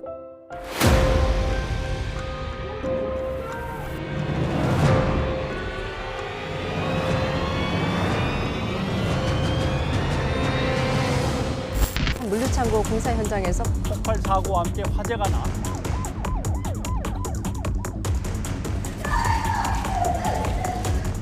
김모 씨가 추락해 함께 의식을 지게차에 깔립니다. 중대재해 처벌 등에 관한 법률안 대안은 가결되었음을 선포합니다.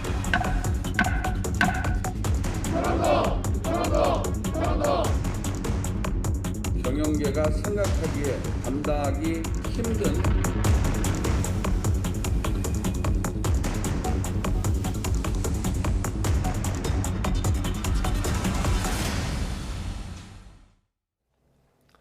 네, 굿모닝 YTN 이어갑니다. 코로나19 하루 확진자가 10,000명을 넘은 지 하루 만에 오늘은 15,000명대를 넘어설 가능성이 높아 보입니다. 네, 정부는 새로운 진단검사 체계를 모레부터 전국에 확대하기로 했습니다. 보도에 이순윤 기자입니다.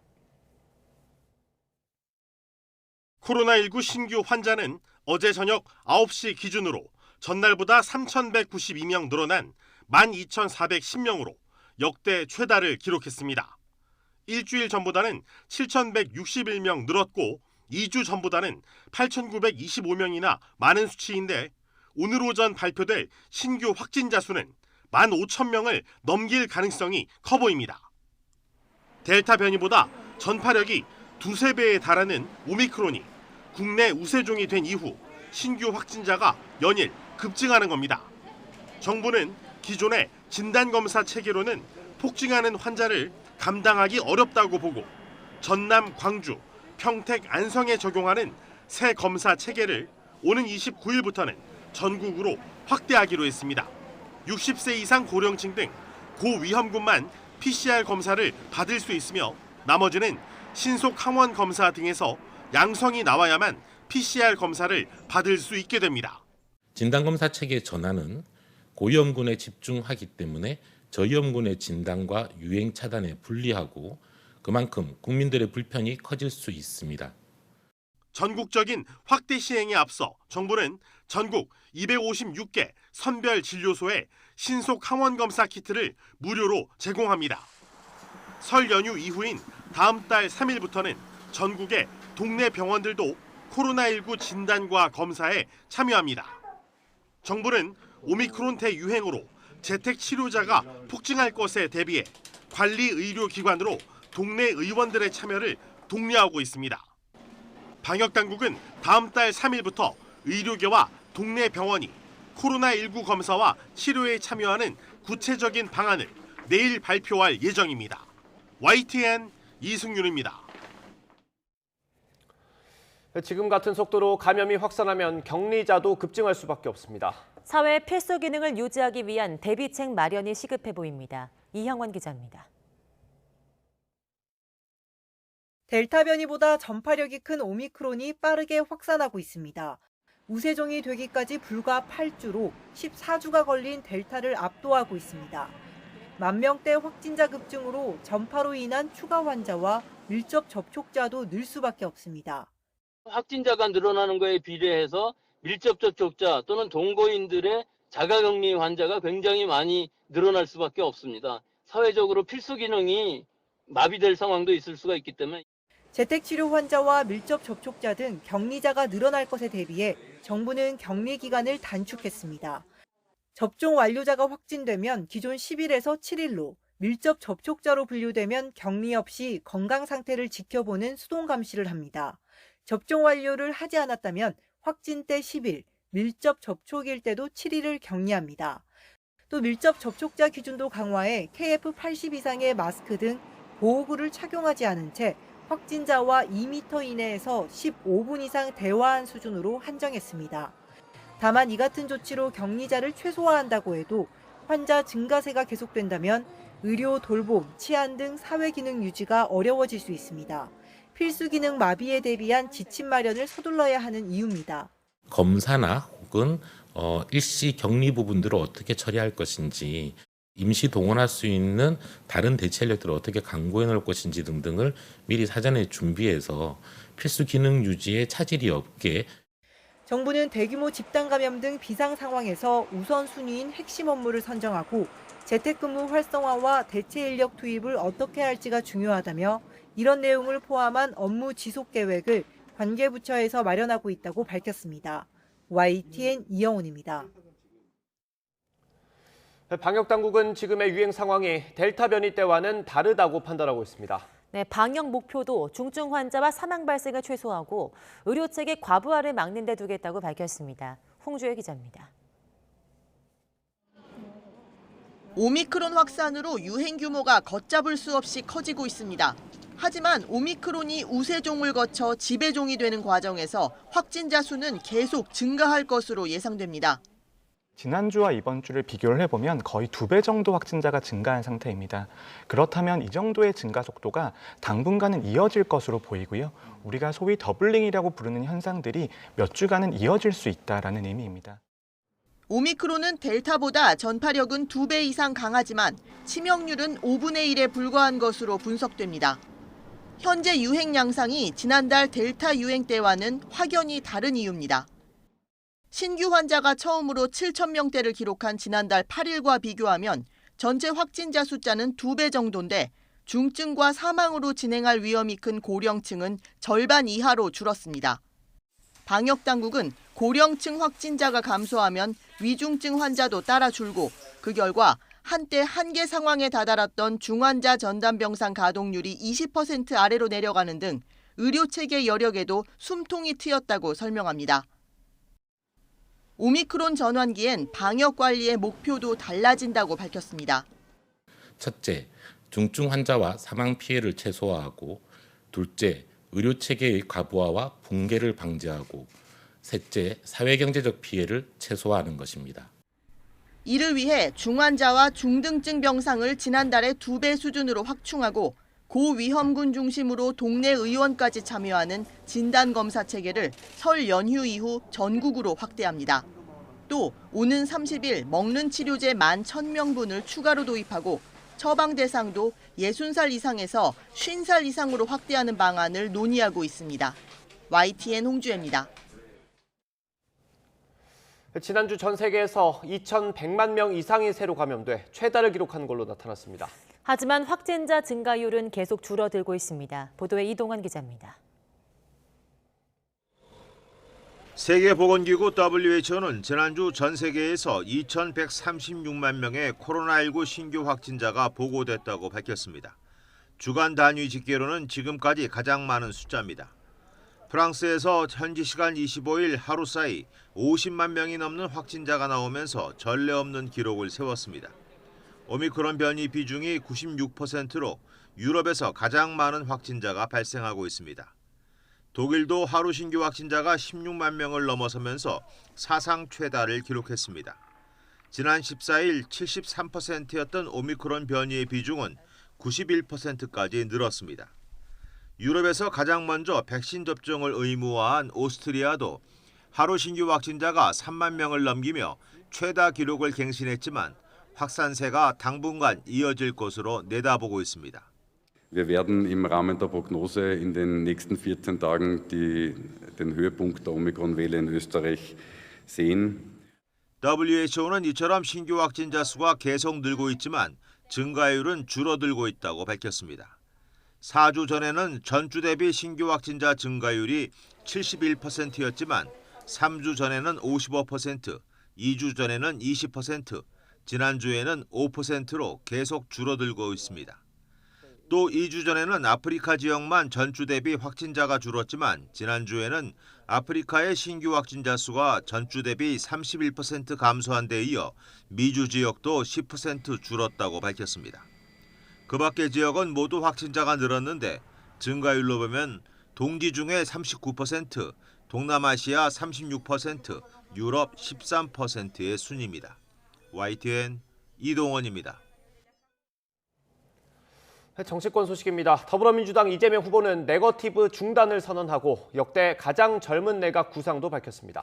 네, 최신 메시지를 통해서 중도층을 겨냥하는 것으로 보이는데 주 4.5일제 도입을 골자로 한 노동 공약도 함께 내놓았습니다. 보도에 김태민 기자입니다.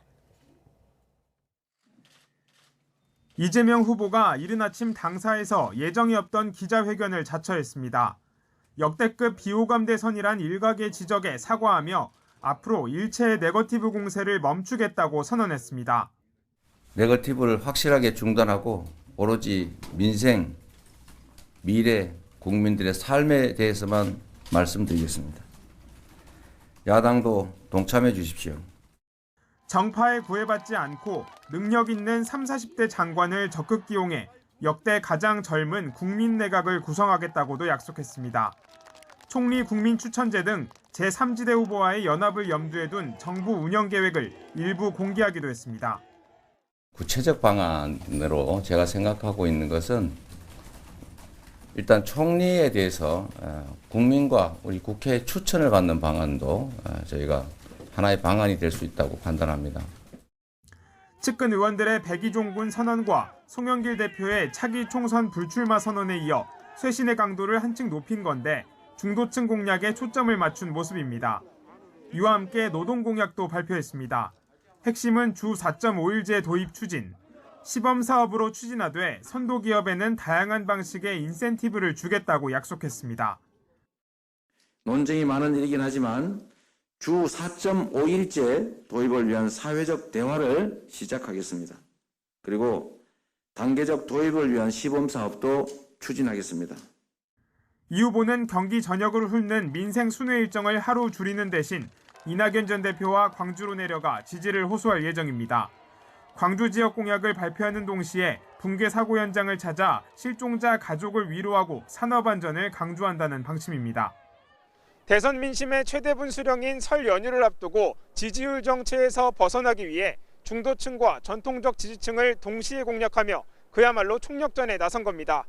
위기 때마다 승부사 기질을 발휘해온 이재명 후보가 추가로 어떤 혁신 카드를 내놓을지도 주목됩니다. YTN 김태민입니다. 국민의힘 윤석열 후보는 당내 인사들에게 더 낮은 자세로 임해달라고 주문했습니다. 네, 배우자 김건희 씨 통화 녹음에 대한 사과문 발표를 놓고는 고민이 깊어지고 있습니다. 이경국 기자입니다. 국민의힘 윤석열 후보는 소속 국회의원들과 전국 당협위원장들을 한자리에 모았습니다. 민심의 최대 분수령인 설 연휴 전 내부 결속을 더 공고히 한다는 취지입니다. 윤 후보는 한 사람 한 사람이 윤석열이 돼 삶의 현장을 누벼달라고 당부했습니다. 윤석열은 정직한 사람이다. 한 입으로 두 말하지 않는다 하는 말씀을 전국 곳곳에 계신 국민들께 꼭 전해주시기를 부탁드리겠습니다. 특히 아직 마음을 정하지 못한 국민이 많다며 더 낮은 자세로 임해야 한다고 강조했습니다. 더 많이 변하기를 기대하고 계십니다. 국민의 삶을 더 살뜰히 챙기길 원하고 계십니다. 그래야 하지 않겠습니까, 여러분? 이준석 대표도 과거 당내 갈등을 사과하며 원팀 정신에 발을 맞췄습니다. 당내의 갈등 상황 또는 여러 가지 오해를 살 수 있던 상황이 돼가지고 당원 여러분과 우리 당협위원장들께 제가 당대표로서 죄송했다는 말씀 올리고 싶습니다. 윤석열 후보와 홍준표 의원 사이에 갈등으로 고심하던 최재형 전 감사원장도 가교 역할을 하겠다며 상임 고문으로 합류했습니다. 지지율 상승세를 탔다고 본 윤 후보는 민주당 이재명 후보를 향해서도 날을 세웠습니다. 매번 말을 바꾸며 국민을 속이고 있다고 비판한 데 이어 네거티브 공세 중단 제안에도 긍정적이긴 하지만 이미 수도 없이 하지 않았느냐며 검증의 권리를 내세웠습니다. 합리적이고 합당한 근거가 있는 거에 의해서 국민이 정부 최고의 의사결정권자가 될 후보에 대해서 또 검증하는 것은 국민의 권리라고 보고 설 연휴 전에 내놓으려 했던 배우자 김건희 씨의 7시간 통화 녹음에 대한 사과 입장문은 시기를 다시 조율하고 있습니다. 산발적인 녹음 내용 공개가 이어지면서 일단 상황을 더 지켜본 뒤 발표 시기를 결정한다는 방침입니다. YTN 이경국입니다. 더불어민주당 이재명 후보는 오늘 예정됐던 경기 지역 메타버스 일정을 취소하고 광주로 내려갑니다. 이 후보는 오늘 오전 10시 광주공항에서 광주 지역 공약을 발표할 예정입니다. 이어 광주 화정 아이파크 붕괴 사고 현장을 찾아 실종자 가족들을 위로하고 산업안전 강화를 강조할 전망입니다.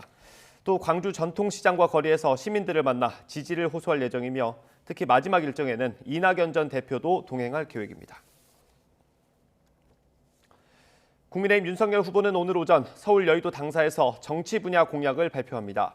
최근 경쟁자인 더불어민주당 이재명, 국민의당 안철수 후보가 잇따라 정치 혁신 구상을 내놓은 가운데 윤 후보 역시 대통령 권한 축소를 골자로 한 통치체제 개편 방안을 선보일 걸로 보입니다. 윤 후보는 당초 이달 말로 예정했던 이재명 후보와의 양자 토론 준비에 집중할 계획이었지만 국민의당과 정의당의 방송금지 가처분 신청이 법원에서 인용되면서 다자 토론을 대비하게 됐습니다. 정의당 심상정 후보는 오늘 여성 경찰관들을 만나 성범죄와 아동학대 범죄 수사 등 업무와 관련한 지원 방안, 성평등을 위한 치안 정책을 놓고 대화를 나눈 뒤 도보 순찰에 동행합니다. 국민의당 안철수 후보는 오전에 국회에서 중앙선거대책위원회 회의를 주재하며 선거 전략을 점검한 뒤 YTN 사이언스가 주최하는 대선 후보 초청 과학기술 정책 토론회에 참석합니다. 오후에는 부산 지역 기초의원들의 지지 선언, 입당 행사에 참석해 세불리기에 나섭니다.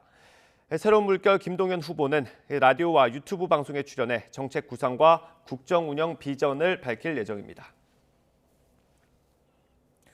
네, 자녀 입시 비리 등의 혐의로 재판을 받아온 조국 전 장관의 부인 정경심 전 동양대 교수가 오늘 대법원의 판단을 받습니다. 1심과 2심에선 잇따라 징역 4년을 선고했는데요. 유죄 핵심 증거로 쓰인 이른바 동양대 PC의 증거 능력이 인정될지 주목됩니다. 오철희 기자입니다. 대법원이 오늘 오전 조국 전 법무부 장관의 부인인 정경심 전 동양대 교수의 자녀 입시와 사모펀드 비리 혐의에 대한 최종 판단을 내놓습니다. 지난 2019년 8월 조 전 장관 후보자 지명 뒤 일가를 둘러싼 각종 의혹이 불거져 검찰이 수사에 착수한 지 2년 5개월여 만입니다. 정경심 전 교수의 혐의는 딸 조민 씨의 부산대 의학전문대학원 등 입시 비리와 사모펀드 코링크 피의 관련 비리, 증거 인멸 등으로 나뉩니다. 1, 2심 법원은 동양대 총장 표창장을 비롯한 이른바 7대 스펙을 모두 위조 또는 허위로 보고 입시 비리 혐의 대부분을 유죄로 인정해 징역 4년의 실형을 선고했습니다. 다만 1, 2심에서 유무죄가 뒤바뀐 부분도 있는데 사모펀드와 증거 인멸 관련 혐의는 일부 무죄가 내려졌습니다. 대법원 상고심의 쟁점은 동양대 PC의 증거 능력 인정 여부입니다.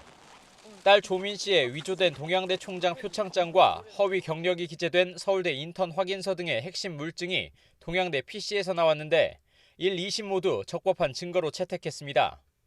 하지만 조 전 장관 부부의 입시 비리 혐의를 따로 심리하고 있는 다른 재판부는 대법원 전원 합의체 판결을 근거로 최근 동양대 PC 등을 증거로 인정하지 않기로 했습니다. 당사자들의 참여권이 보장되지 않은 상태에서 제출이 이루어졌다는 이유입니다. 수감 중인 정 전 교수는 건강 악화를 이유로 보석을 신청하면서 위법한 증거라는 기존 주장을 굽히지 않았습니다. 만약 대법원이 동양대 PC의 증거 능력을 인정하지 않으면 사건이 하급심으로 돌아가 정 전 교수의 형량이 낮아지는 등 유리한 결과가 나올 가능성도 제기됩니다. 하지만 동양대 PC의 소유자를 특정하기 어렵고 혐의를 입증할 다른 증거도 있어 하급심 판단이 완전히 뒤집힐 여지는 크지 않다는 분석도 나옵니다. 대법원 판단에 따라 별도로 진행 중인 조 전 장관 재판에도 영향이 적지 않을 전망입니다. YTN 우철입니다. 네, 100억이 넘는 공금을 횡령한 혐의를 받는 서울 강동구청 공무원이 구속됐습니다. 이 공무원은 제로페이 계좌를 악용해서 회계 시스템 감시를 피한 것으로 파악됐는데 구청은 2년 넘게 범행 사실조차 알지 못했습니다. 김혜린 기자입니다. 서울 강동구청 공무원 40대 김모 씨가 외투 모자를 푹 눌러 쓰고 손으로 얼굴을 가린 채 법원의 모습을 드러냈습니다. 김 씨는 취재진의 질문에 묵묵부답으로 일관했습니다. 나머지 횡령 금액 어디 있어요? 범행 도운 사람 있었나요? 단독 범행인가요? 김 씨는 지난 2019년 12월부터 지난해 2월까지 강동구청 자원순환과와 투자유치과에 근무하며 115억 원에 달하는 구청 기금을 횡령한 혐의로 구속됐습니다. 자원순환센터 건립 사업을 위해 SH공사로부터 받은 기금을 수백 차례에 걸쳐 빼돌린 겁니다. 출금이 안 되는 기금 전용 계좌 대신 구청 제로페이 계좌로 기금을 보내도록 한 뒤 개인 계좌로 돈을 빼내는 수법으로 구청 회계 시스템 감시를 피해갔습니다. 구청 계좌를 통해 입출금이 이뤄지는 15개월 동안 누구도 눈치채지 못했던 김 씨의 범행은 지난 22일에야 탄로났습니다. 김 씨 후임이 자원순환센터 기금 결산 처리가 안 된 점을 수상히 여겨 감사 담당관에 제보했고 구청은 이튿날 김 씨를 경찰에 고발한 뒤 직위 해제 조치했습니다. 강동구 측은 회계 시스템에 허점이 드러난 것에 대해선 피해액을 최소화하도록 노력하겠다며 사과했습니다. 경찰 조사에서 김 씨는 구청 계좌로 되돌려 놓은 38억 원을 뺀 나머지 77억 원은 주식에 투자해 모두 잃었다고 진술했습니다. 경찰은 김 씨 진술이 사실인지 파악하면서 공범이 있었는지도 수사할 방침입니다. YTN 김혜린입니다.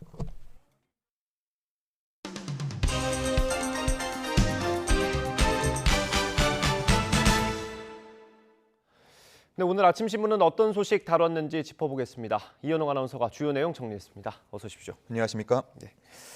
네, 오늘 코로나19 확진자 15,000명까지 나올 수 있다고 하네요. 정부 대응이 어느 때보다 중요한 상황인데 신문들은 좀 비판적으로 보는 것 같더라고요. 예, 그동안에는 수백에서 많아야 1,000명대 정도 오르내렸던 것과 비교하면 오미크론 확산 이후에는 수천 명씩 증가하고 있다 보니까 이게 대체 어느 정도까지 늘어날 것인가라는 우려가 있고요.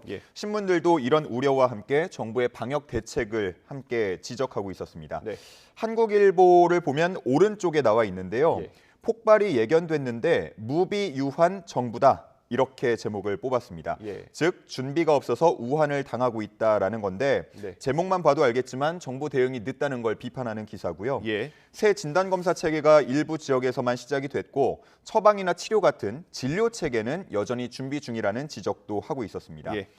그리고 지금은 준비할 때가 아니라 시행할 때다라는 전문가 말을 인용해서 대응이 너무 늦고 있다라고 강조했습니다. 왼쪽에 나와 있는 한겨레 신문 보면요.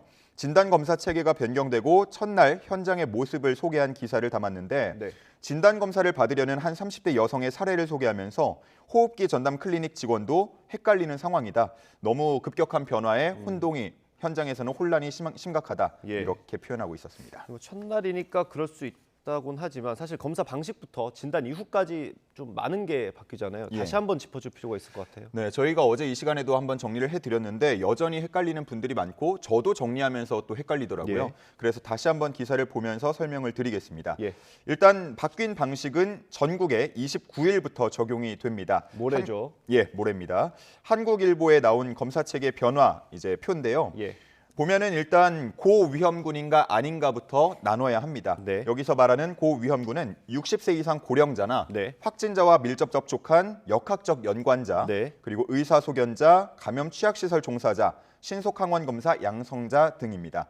만약에 고위험군에 해당한다면 지금처럼 선별진료소를 찾아서 PCR 검사를 받으면 되겠고요. 이에 해당하지 않는다면 첫 번째로는 선별진료소를 찾아서 PCR 검사 줄이 아니라 신속항원 검사 줄이 따로 있습니다. 거기를 가서 진행을 하고요. 양성이 나오게 되면 추가로 PCR 검사를 받으면 되고 만약에 음성이 나오게 되면 귀가하면 되는데 필요한 경우에는 음성 확인서를 발급받아서 귀가하시면 됩니다. 만약에 신속항원 검사 줄이 너무 길다. 그러면 개인적으로 자가 검사 키트를 받거나 사서 집에 가서 해도 되는데요. 이럴 경우에는 양성이 나오게 되면 다시 선별진료소를 찾아서 PCR 검사를 진행하면 되고 음성이 나오면 일상으로 돌아가면 되지만 이때에는 집에서 내가 스스로 한 거기 때문에 음성 확인서 발급은 따로 되지 않습니다. 그리고 다음 달 3일부터는 전국의 호흡기 클리닉과 동네 병의원 등에서 신속항원 검사를 받게 되는데요. 역시나 양성일 때는 현장에서 추가 PCR 검사를 진행할 수 있지만 이 호흡기 클리닉이 전국에 430여 개에 그친다고 합니다. 따라서 오미크론에 대비하려면 동네 병의원의 적극적인 참여가 필요한 상황인데 이에 대한 준비가 미비하다고 한국일보는 지적하고 있었습니다. 지적한 부분에 대해서 정부가 내일 관련 대책을 발표한다고 하니까요. 그 부분도 좀 지켜보면 될 것 같고. 오늘부터 국회는 임시국회에 돌입을 하고요. 추경안 심사도 이제 시작이 될 텐데 이 추경 규모에 대해서 좀 우려하는 목소리가 있더라고요. 그렇습니다. 정부는 현재 14조 규모의 추경을 추진하고 있고 여야는 모두 20조에서 30조, 40조까지도 증액을 요구하고 있습니다. 여야의 주장대로 하자면 그만한 돈을 과연 어디서 마련하느냐가 문제가 될 수 있겠는데 중앙일보는 증액을 위해서는 수십조 규모의 적자 국채 발행이 불가피하다고 보고 있었습니다. 그리고 그럴 경우에는 이 나비 효과로서 결국은 국민이 부담을 지게 된다 이렇게 보고 있었는데요. 기사를 1면과 10면에 나눠서 설명을 했습니다. 제목을 보게 되면 30조대 추경 나비 효과, 국민이 이자 폭탄 맞는다라고 되어 있습니다. 작년 같은 경우는 전 세계적으로 저금리가 유지가 됐고 또 다른 나라도 다들 돈을 푸는 분위기였다면 올해는 금리 인상이 이미 예고가 돼 있기 때문에 이 국채를 추가로 발행할 경우에 이자 부담이 상당해질 수 있다고 본 거고요. 이는 결국 민간으로 후폭풍이 전해질 수 있다고 본 겁니다. 가계대출하고 기업대출 60에서 70%가 변동금리 상품인 상황인데 국채금리가 오르게 되면 민간 대출금리도 따라서 오를 가능성이 크기 때문에 과연 기업과 가계가 버틸 수 있겠냐 우려를 제기하고 있었고요. 심각하게는 금융권 부실로까지 이어질 수 있다고 봤습니다. 그리고 신문은 정부 내부는 물론이고 일부 여당 관계자들도 이런 우려를 함께 전하고 있다고 했습니다. 그러니까 이게 국채 금리, 그러니까 빚이 많아지는 것만이 문제가 아니라 국채 금리 인상에 따른 여러 효과들, 여러 영향들도 봐야 된다라는 지적이네요. 민간을 돕기 위해서 추경을 늘리는데 결국은 민간으로 부담이 다시 돌아갈 수 있다고 본 겁니다. 이게 국회 심사 과정에서 이런 부분도 좀 짚어봐야 될 것 같고요. 다음 정치권 상황 좀 보겠습니다. 최근 민주당에서 인적 쇄신, 좀 구체적으로 보면 86 용태론에 대해서 얘기가 많이 나오고 있는데 송영길 대표가 최근에 좀 힘을 싣기도 했죠. 근데 이 효과가 좀 별로 없나 봐요. 현재까지는 그런 평가들이 많이 나오고 있습니다. 이에 대한 기사를 한국일보와 경향신문이 실었는데요. 한국일보는 김종민 의원과 김우영 선대위 대변인의 발언, 약간의 갈등을 다뤘습니다. 86 용태론을 수면으로 끌어올렸던 김종민 의원이 어제는 이 86이 개인을 의미하는 것이 아니라 한 명 한 명 사람을 의미하는 것이 아니라 86 제도의 용태가 핵심이다라는 취지의 말을 했는데요. 여기에 대해서 김우영 선대위 대변인이 요설이다 이렇게 직격을 했습니다. 신문은 이걸 두고 김 의원이 찬물을 끼얹었다라고 지적을 했고요. 집안 싸움이라고도 표현을 했습니다. 경향신문도 비슷한 내용 담고 있는데요. 이 86 용태론이 판을 키울 수도 있고 갈등을 키울 수도 있다고 봤습니다. 민주당의 인적 쇄신 방안이던 86 용태론이 현재는 길을 잃고 있다 이렇게 표현을 했습니다. 좀 갈팡질팡하는 것 같네요. 다음 국민의힘 상황 좀 보겠습니다. 어제 내부 결속 다지는 행사가 있었죠? 필승 결의 대회였는데 이준석 대표, 권영세 선대본부장, 윤석열 후보 등의 발언을 종합해 보면 이제 거의 다 왔다. 방심하지 말고 끝까지 최선을 다하자 정도로 해석할 수 있겠습니다. 특히나 설 연휴가 끝나면 이 대선의 윤곽이 드러날 것으로 보고 있었고 그렇기 때문에 막판 스퍼트를 내야 한다고 봤습니다. 동아일보에 실린 제목을 보면요. 윤, 내부 결속, 최재형 선대본 합류, 유승민계 당 정책위의장 내정이라고 썼습니다.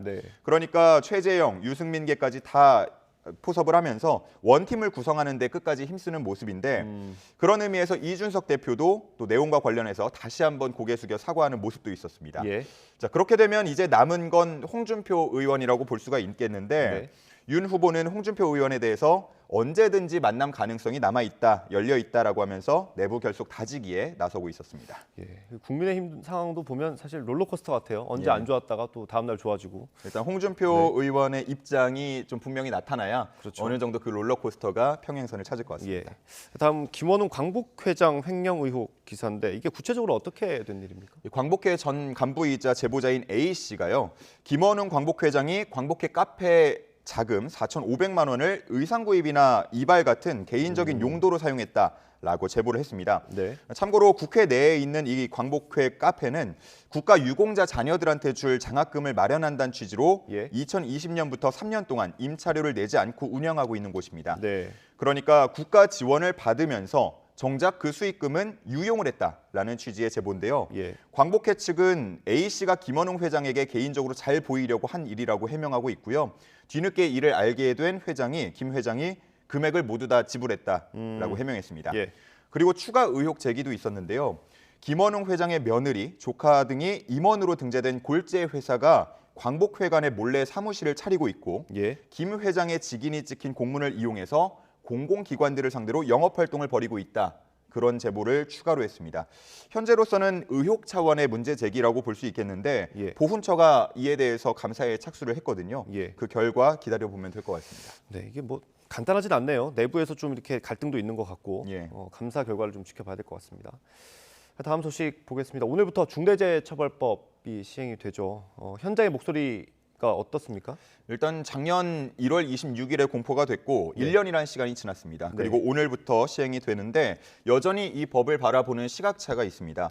노동계 같은 경우는 상시 근로자 50인 이상 사업장이라는 현재의 대상을 더 확대해서 50인 미만 사업장까지 대폭 적용해야 한다. 그렇게 주장하고 있고요. 경영계는 이 법 적용에 모호함이 있다면서 완화를 요구하고 있는 상황입니다. 다소 평행선을 보이고 있는데요. 1년 동안 과연 현장의 안전이 좀 나아졌냐를 보면 그렇다고 꼭 보기는 어려운 자료가 있었습니다. 경향신문이 이수진 더불어민주당 의원이 고용노동부에서 받은 자료를 인용해서 기사를 썼는데요. 새해 들어서 2022년 들어서 1월 1일부터 25일까지 산재 사망자가 벌써 38명으로 집계가 됐다고 합니다. 하루에 1.6명 꼴이고요. 하루에 한 명이 넘는 거네요. 한 명이 넘습니다. 그리고 이 중에 중대재해법 적용 대상이 되는 사업장에서 발생한 경우가 16명이었다고 합니다. 그리고 저희가 중대재해를 다룰 때 많이 언급이 되는 건설업과 제조업 같은 경우는 작년과 대비했을 때 오히려 사망자가 소폭 늘어났다고도 합니다. 기업들은 1호 처벌만은 피하자라는 분위기로 더욱 조심하고 있는 상황이라고 하는데 마음 같아서는 정말 1호가 쭉 나오지 않았으면 좋겠는 바람입니다. 이 거듭 말씀드리지만 이 중대재해처벌법이 처벌을 위한 게 아니라 예방을 위한 법이기 그렇습니다. 때문에 그 취지를 좀 잘 상기하면 좋을 것 같습니다. 마지막으로 오늘 오후에 국보경매가 진행된다는데 이게 어떤 얘기입니까? 조선일보에서는 사상 초유라는 표현을 쓰면서 이 국보경매를 소개하고 있는데 사상 초유라고 하기에는 분위기가 냉랭하다 그렇게 보고 있습니다. 오늘 오후 간송미술관이 소장한 국보불상 2점의 경매가 진행이 되는데요. 국보 경매라고 치기에는 좀 조용한 분위기입니다. 조선일보가 그 원인을 3가지로 분석을 했는데 일단 첫 번째로 국립중앙박물관이 참여 의사를 밝히지 않고 있다는 점을 주요 원인으로 꼽았고요. 그리고 이 경매를 하는 이유에 대해서 관성미술관은 코로나19로 운영 부담이 증가됐다, 가중됐다 이렇게 밝혔는데 두 국보가 미술관장 개인 소장품이라고 합니다. 그렇기 때문에 일부의 일각에서는 국가가 나서서 소장자 개인의 수익을 보장해줘야 하느냐 그런 비판도 있다고 합니다. 이런 와중에 참여 의사를 밝힌 곳이 있는데요. 한 가상화폐 투자자들이 모인 커뮤니티입니다. 웬일인가 싶을 수도 있는데 십시일반 코인을 100억 원어치 모아서 경매에 나서자 이런 움직임이 있었다고 하고요. 낙찰을 받게 되면 이 국보를 NFT로 만들어서 지분을 나눠 갖자 그렇게 의도를 했는데 어제 저녁까지 모금액이 16억 원에 그쳤다고 합니다. 그렇기 때문에 실제로 응찰할지는 아직은 미지수라고 볼 수 있습니다. 뭐 낙찰이 안 될 수도 있는 상황인 것 같네요. 그렇습니다. 네, 오늘 말씀 여기까지 듣겠습니다. 고맙습니다. 감사합니다.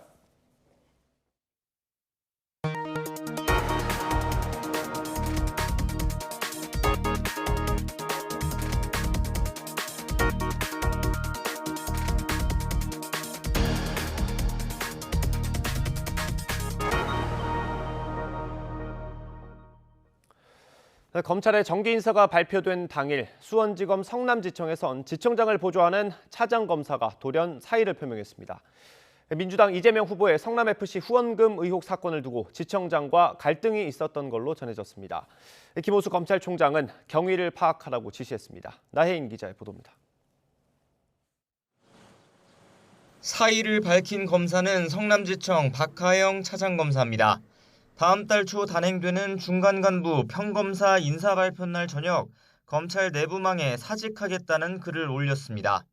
더 근무할 수 있는 다른 방도를 찾으려 노력했지만 달리 방법이 없었다고 적었습니다. 박 차장 검사는 이재명 후보가 앞으로 축구단 성남FC 후원금 의혹으로 고발된 사건을 두고 박은정 지청장과 갈등을 겪은 것으로 전해졌습니다. 2018년 바른미래당이 고발한 사건인데 이 후보가 성남시장일 때 성남FC 구단주로서 여러 기업에 특혜를 주고 광고비나 후원금 160억 원을 유치했다는 의혹이 핵심입니다. 경찰이 3년 동안 수사했는데 증거가 없다는 이유로 무혐의 처분했고 고발인이 이의를 제기해 지난해 10월 검찰로 넘어왔습니다. 보안 수사의 방향과 방법에 대한 견해 차이인 것으로 알고 있습니다. 법과 원칙에 따라서 지금 아까 무혐의가 2번 난 것과 포함해서 저는 절차에 따라서 잘 성남지청도 공식 입장을 내고 앞서 경찰뿐만 아니라 지청 수사과에서도 무혐의 결론을 냈던 사건이라며 수사 기록을 검토하고 있고 종결을 지시하거나 보완 수사 요구를 막은 적은 없다고 밝혔습니다. 그러나 대선 후보가 고발된 사건을 두고 검찰 내부 갈등 끝에 하급자가 사표를 냈다는 의혹이 일자 김호수 검찰총장이 나섰습니다.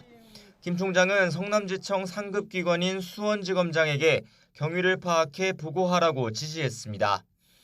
갈등 한복판에 선 박은정 성남지청장은 재작년 윤석열 당시 총장 징계 국면에서 법무부 감찰 담당관으로 일하며 감찰 일선을 주도했던 인물입니다. 검찰 자체 진상조사에 안팎의 이목이 쏠려 있습니다. YTN 나혜인입니다. 네, 미국 중앙은행인 연방준비제도가 정례회의를 마친 뒤 조만간 금리를 인상하는 것이 적절하다는 입장을 밝혔습니다. 미국 언론은 이르면 3월부터 금리 인상이 이루어질 것으로 해석했는데 미국 증시는 하락세로 마감했고 유럽 증시는 일제히 올랐습니다. 워싱턴 연결해서 자세히 알아보겠습니다. 강태욱 특파원.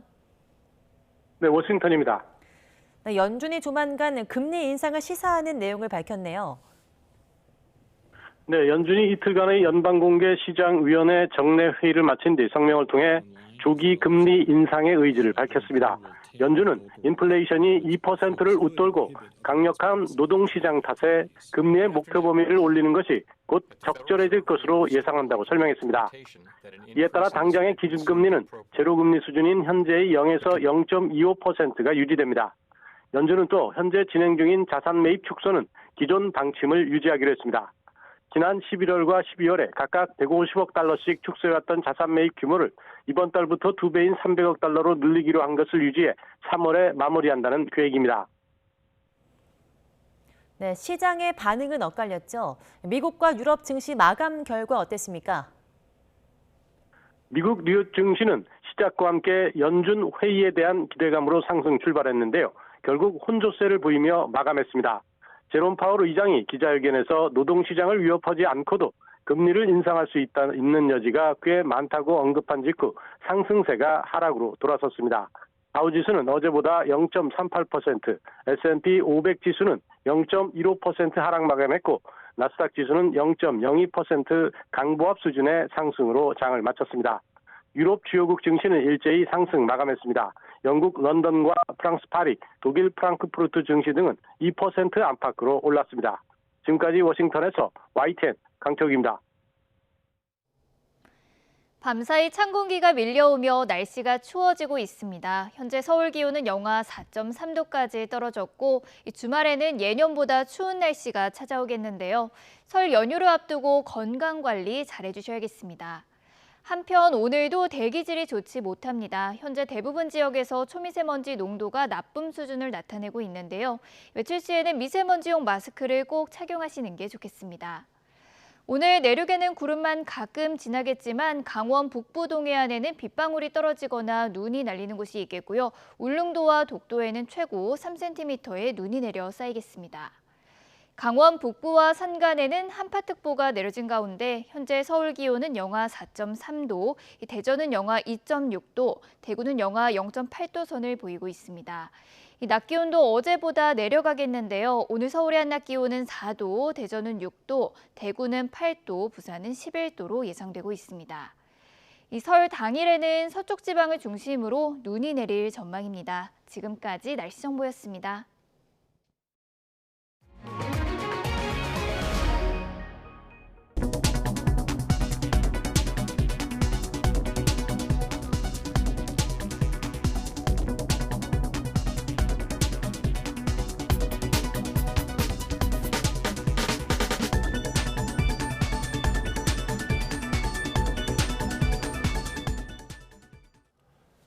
이상으로 굿모닝 YTN 마치겠습니다. 잠시 후 YTN 24가 이어집니다.